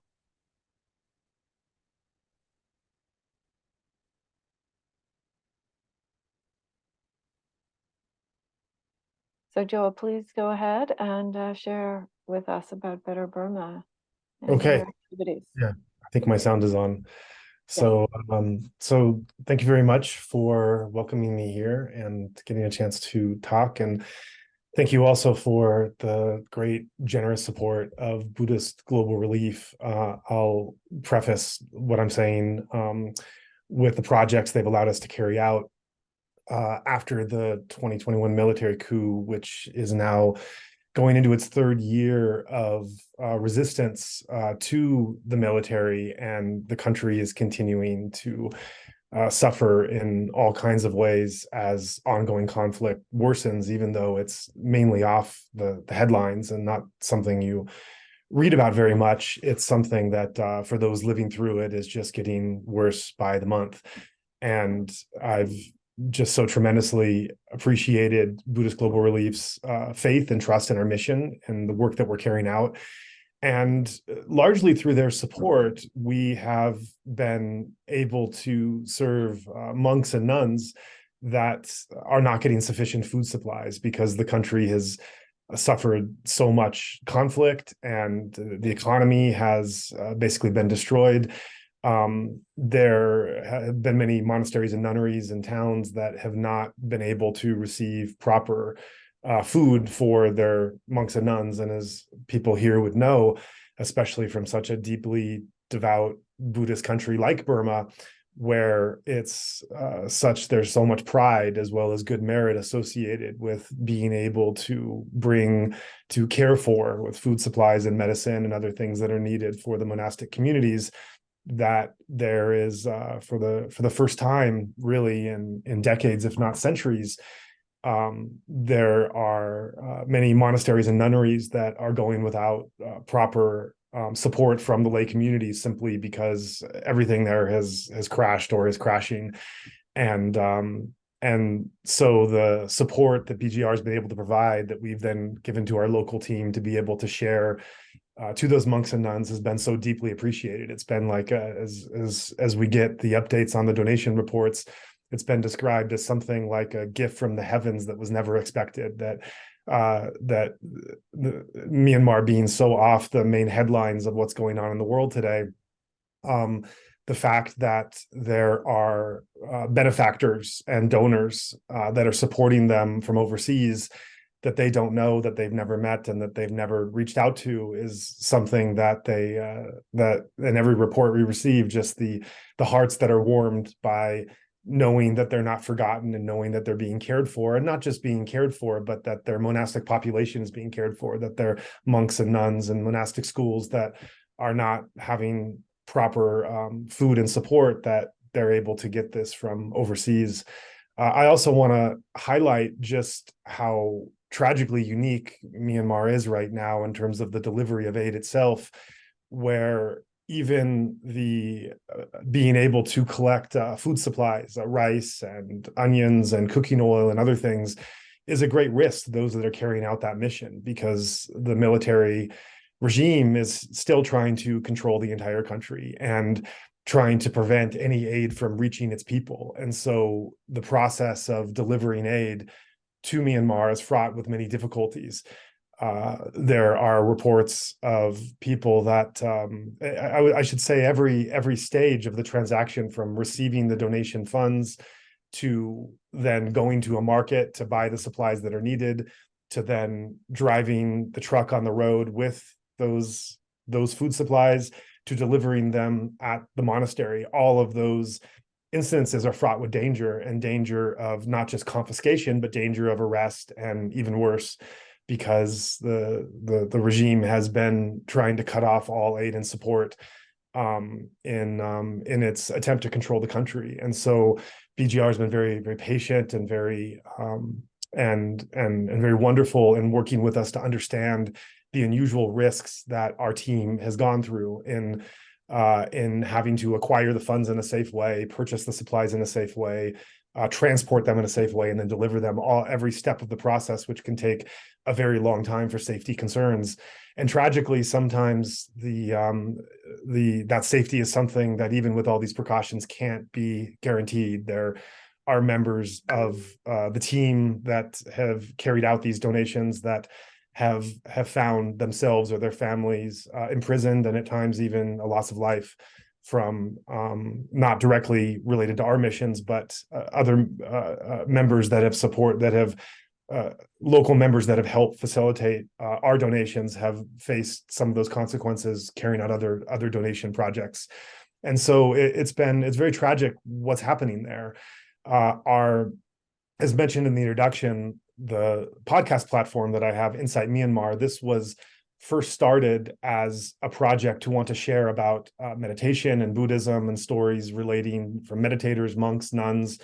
And after the coup, it transformed to look at not just the intersection of Buddhism and meditation with the more worldly society, but also looking at what's happening in Myanmar, given that it's so underreported and is constantly overshadowed by other events happening.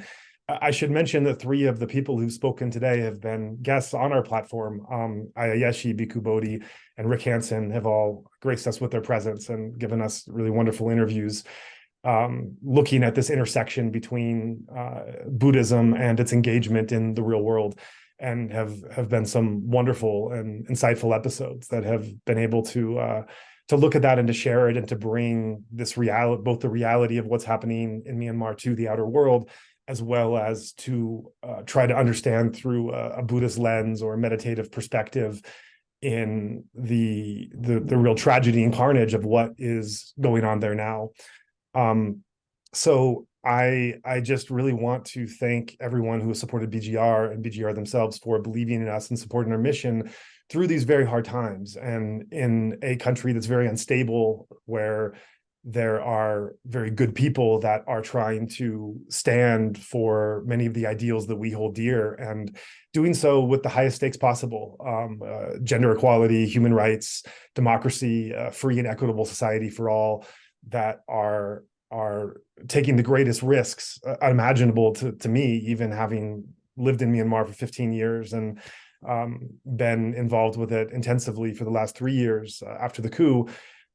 It's the facing darkness sometimes brings it can bring out the shadows, but it can also bring out the light, and it can bring out beautiful qualities. And that's certainly been the case in terms of what I've seen from our brothers and sisters in Myanmar that are continuing to hold the ideals and the wisdoms and the insights that we see arising through a meditation practice, but are holding on to those and practicing those in times that are unimaginably harder than anything that most of us can contemplate, in these times of conflict and danger and risk. And to be able to support them both by bringing their voices on our podcast for others to hear and to learn and grow in their journey, as well as in a humanitarian sense, to be able to bring supplies and support for them as their authorities are not just neglecting them, but are actually actively trying to prevent them and punish them for being able to help each other. This is the other side of this tragedy is a real inspiration that in seeing this side of humanity come about, and BGR has been a partner in supporting and fueling that humanity. And so I'm very honored and very humbled to be able to speak here to this group and to share a little about ourselves and our group and what we're doing, as well as to just encourage all of us to keep a candle for Myanmar. Just because things are not being reported doesn't mean that things are not happening. And I think for many of us, Burma is probably a special place in the background of meditation traditions and teachers and wisdom that have emanated from there. That I think for some of those of us on this call, there is a certain kind of gratitude or connection that we might have through whatever our practice is and what Burma has offered at some point. And so I thank you for giving me the chance to speak on this and to bring it to our attention, and to just as in some of the beautiful sharings that happened before my talk, as we have metta for everyone the world over, certainly in conflict and suffering wherever it exists, to also extend that to Myanmar, and in maybe a special way, in the sense of the gratitude that some of us might have for some of the practices and teachings and lineages and traditions that have come out. So thank you very much for allowing me to talk. Thank you, Joel. Wow, bringing the reality of such a tragic situation and the danger that people are facing is really important. It's important for us to hear very clearly that that's happening. I really, really deeply appreciate all you're doing to keep the folks there safe as best you can, and we will hold them in our chants and hope that they continue to benefit from the incredibly compassionate and courageous acts that they're doing just by trying to help one another. So, and all that you do to facilitate that as well. I think we feel very much aligned with supporting, particularly in the midst of such violence and oppression as is happening in Burma. And just as you said, such a wonderful source of wisdom in the world as well. So, even more tragic for that reason. So thank you for sharing that, and thank you for the work you're doing there, and for coming and speaking to us today. That yes, we in fact have not forgotten them. I'm glad to hear that their hearts are warmed by what we can do to support, to bring resources. So with that, we have arrived nearly at the end of our program here, and because we're running a little bit behind, then I think what I'm going to do is, Bante Vikabodi, if you would please go ahead and just lead us to the end of our event here. I think that will be the perfect closure. So again, please share your wisdom and your practice with us, and we will be grateful for that. Okay, so first I want to thank all of the speakers who have joined us today, this afternoon. Is my voice coming through okay? Yes, Okay. Bante, we can hear you. Okay. Yeah, so Buddhist Global Relief actually grew out of an essay that I wrote for the Buddhist journal called Buddha Dhamma back in 2007. And I ended that essay with the words, I will read the words of that essay. I said, a special challenge facing Buddhism today is to stand up as an advocate for justice in the world, a voice of conscience for the victims of social, economic, and political injustice who cannot stand up and speak for themselves. This is a deeply moral challenge, marking a watershed in the modern expression of Buddhism. And I believe it also points in the direction that Buddhism should take if it's to share in the Buddha's ongoing mission to humanity. And so I speak of this as a moral challenge. And what is the way that we meet that moral challenge? And I want to develop this theme briefly in terms of certain steps in addressing that challenge. And the first I say is a moral vision, which means an intuition into the fundamental moral basis for the types of conscientious action that we need in addressing these vast problems that are facing humankind today, the problems that we have to solve, at least to advance in creating a world that will work for everyone. And the fundamental moral intuition, I say, is the recognition that every human life matters, that every human person has intrinsic dignity and an inviolable value. And I say that every life matters because every person is a center of subjective experience. Now, the way our minds work when we look at other people, we see them through our vision as bodies or as objects. And we sort of have to relate to them indirectly through this objective encounter. But when I engage in a certain reflection, I can realize that every person is a center of subjective experience, which means that every person is looking out at the world from an inner perspective in which they have certain fundamental basic drives. They want to live, not to die prematurely. They want to be happy, not to suffer. They want to live a fulfilling life, not a life of constant struggle, disappointment, and oppression. So the Metta Sutta tells us that we should develop an immeasurable mind, a mind that can embrace all living beings. And if we do this, if we let our minds expand, then we will see the world not as just a mass population of people objectively, but we will see the world as a community of subjects, of people who are not just nameless faces, but subjects like ourselves, centers of experience, beings who can experience joy and sorrow, who love and are loved by others. And this will awaken a sense of solidarity, the sense that I am exactly like others, that others are exactly like myself. And so just as I want to live, not to die, everyone else wishes to live and not to die. Everyone wishes to flourish and fulfill their own inner potentials. Based on that intuition, that fundamental moral intuition, that should be the spur that moves us to action.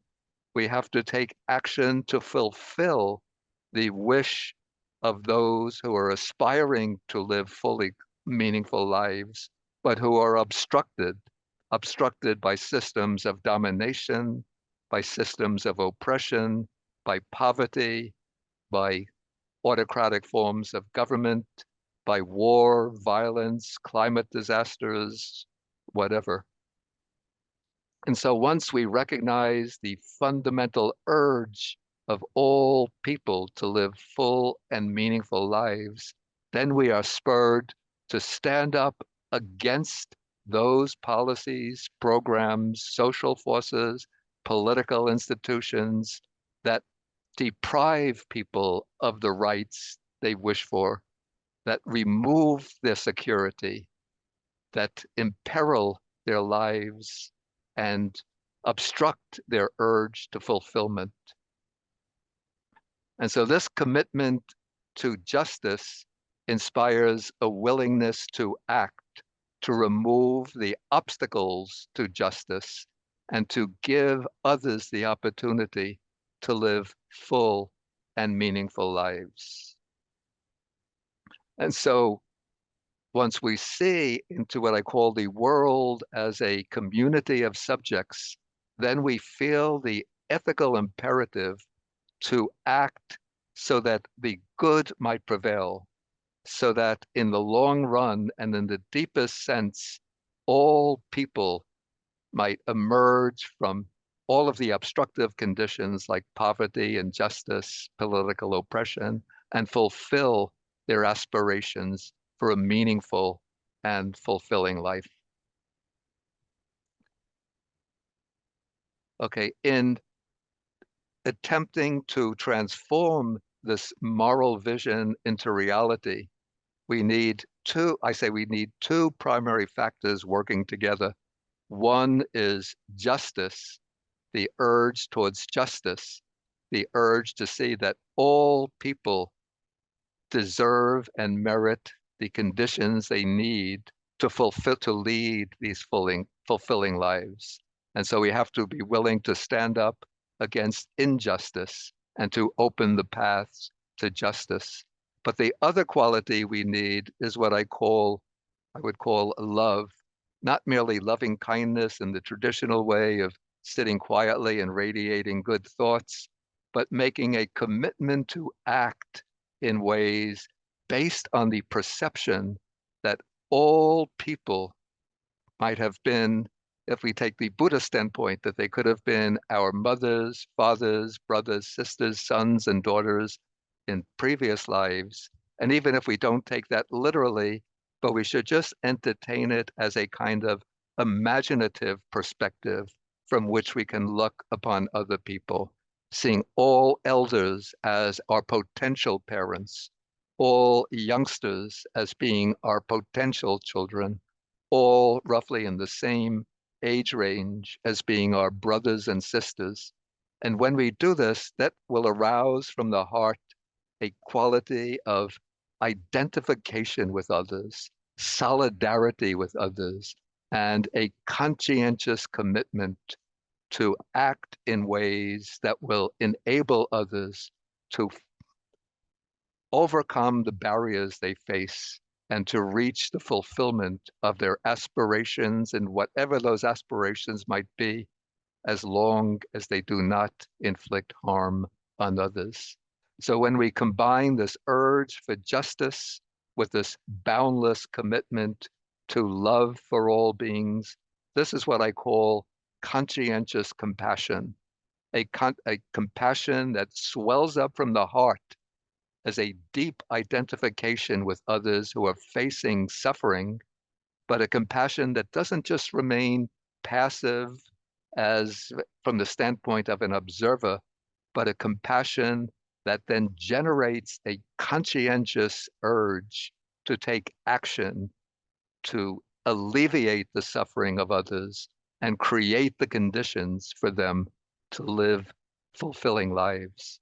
And that has been the underlying philosophy of Buddhist Global Relief, which has been exemplified today by some of the projects that we've been sponsoring together with our wonderful partners. Okay, so that will do for my short presentation.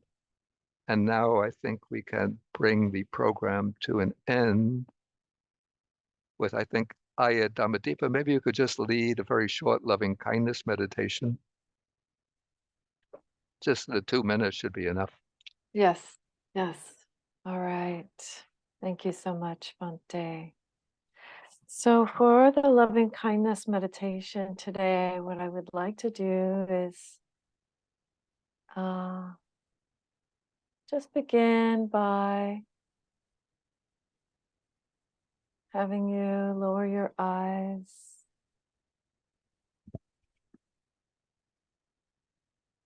If you can close them, that's great. Or if you're looking at closed caption, then you can leave them open enough for that. And just turn the attention to an image that reminds you of kindness. Ideally, something very simple. We've seen many today, handing someone a bag of rice, or a child playing, or a hug. Just any simple moment of kindness. Bringing that to mind.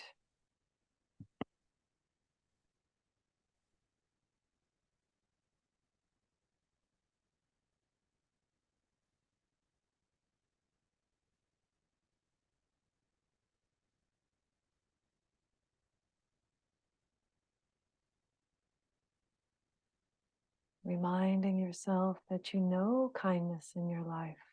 There is kindness in your experience.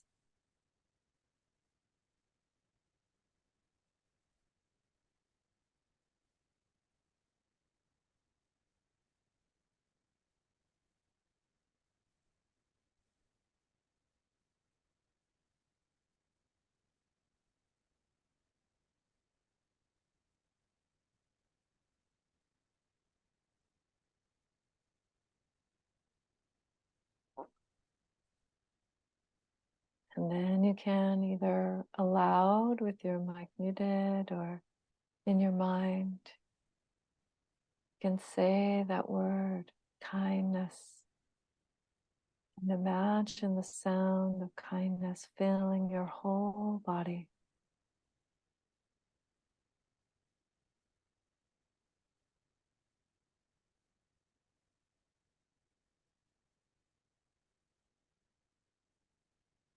Ah,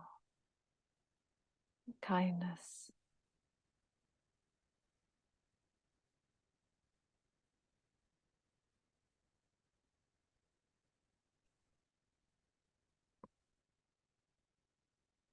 And then saying the word one more time and allowing the sound of kindness to flow even beyond your body as far as possible all around you.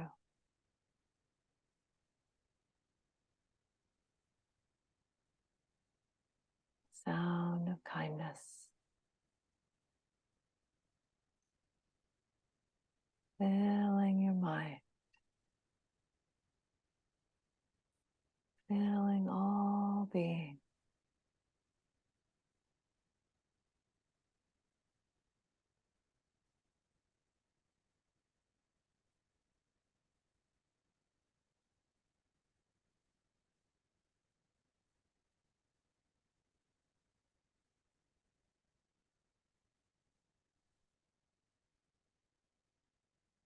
Thank you. That is our meditation for today. You can slowly open your eyes and come back to the group. And Bhante, once again, for you, please, if you would share the closing with us, the closing blessings. Okay. Okay, so we're going to close with the sharing of the merits. So we say in traditional Buddhism, we say that when we perform any kind of wholesome action, we generate a kind of wholesome potency within the mind, which we call merit. And we don't want to hold these merits to ourselves as though they're accumulated, accumulation of like a bank account, but we want to share these merits with others to spread them out upon the world. And so we're going to collect our minds and think of all of the wholesome karma that we have accumulated through supporting the work, the compassionate work of Buddhist Global Relief, or even just witnessing the program today and rejoicing in the good deeds of others. And then we're going to send this wholesome energy out upon the world with the wish that all of the suffering, the conflicts, the pain of people around the world will be dissolved, swept away, and vanish and replaced by happiness, peace, fulfillment, and a sense of universal brotherhood and sisterhood. And as you're doing this, I'm going to recite some verses in the Pali language, the ancient Buddhist language, for sharing the merits with the devas. These are the Dharma protecting deities, the nagas or dragon spirits, and then with all beings.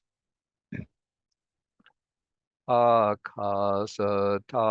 chabumata deva naga mahitika punyantang anumoditva chirang rakantu sasanang.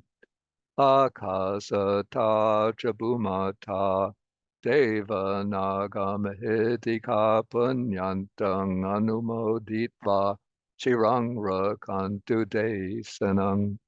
Akasata jabumata deva naga mahidika punyantang anumoditva chirang rakantu mang parang.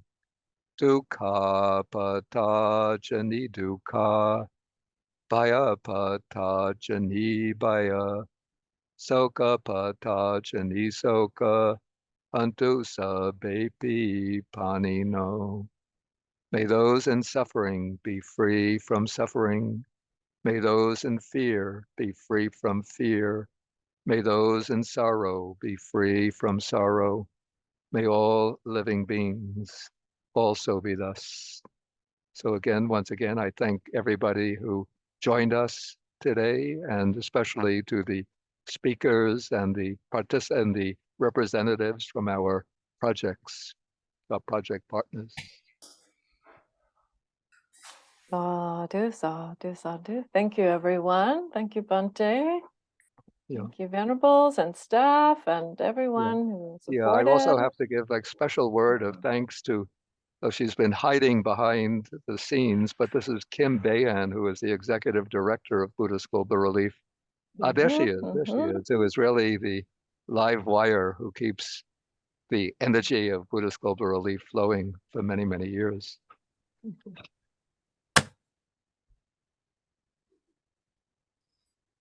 Wonderful. Goodbye, everyone.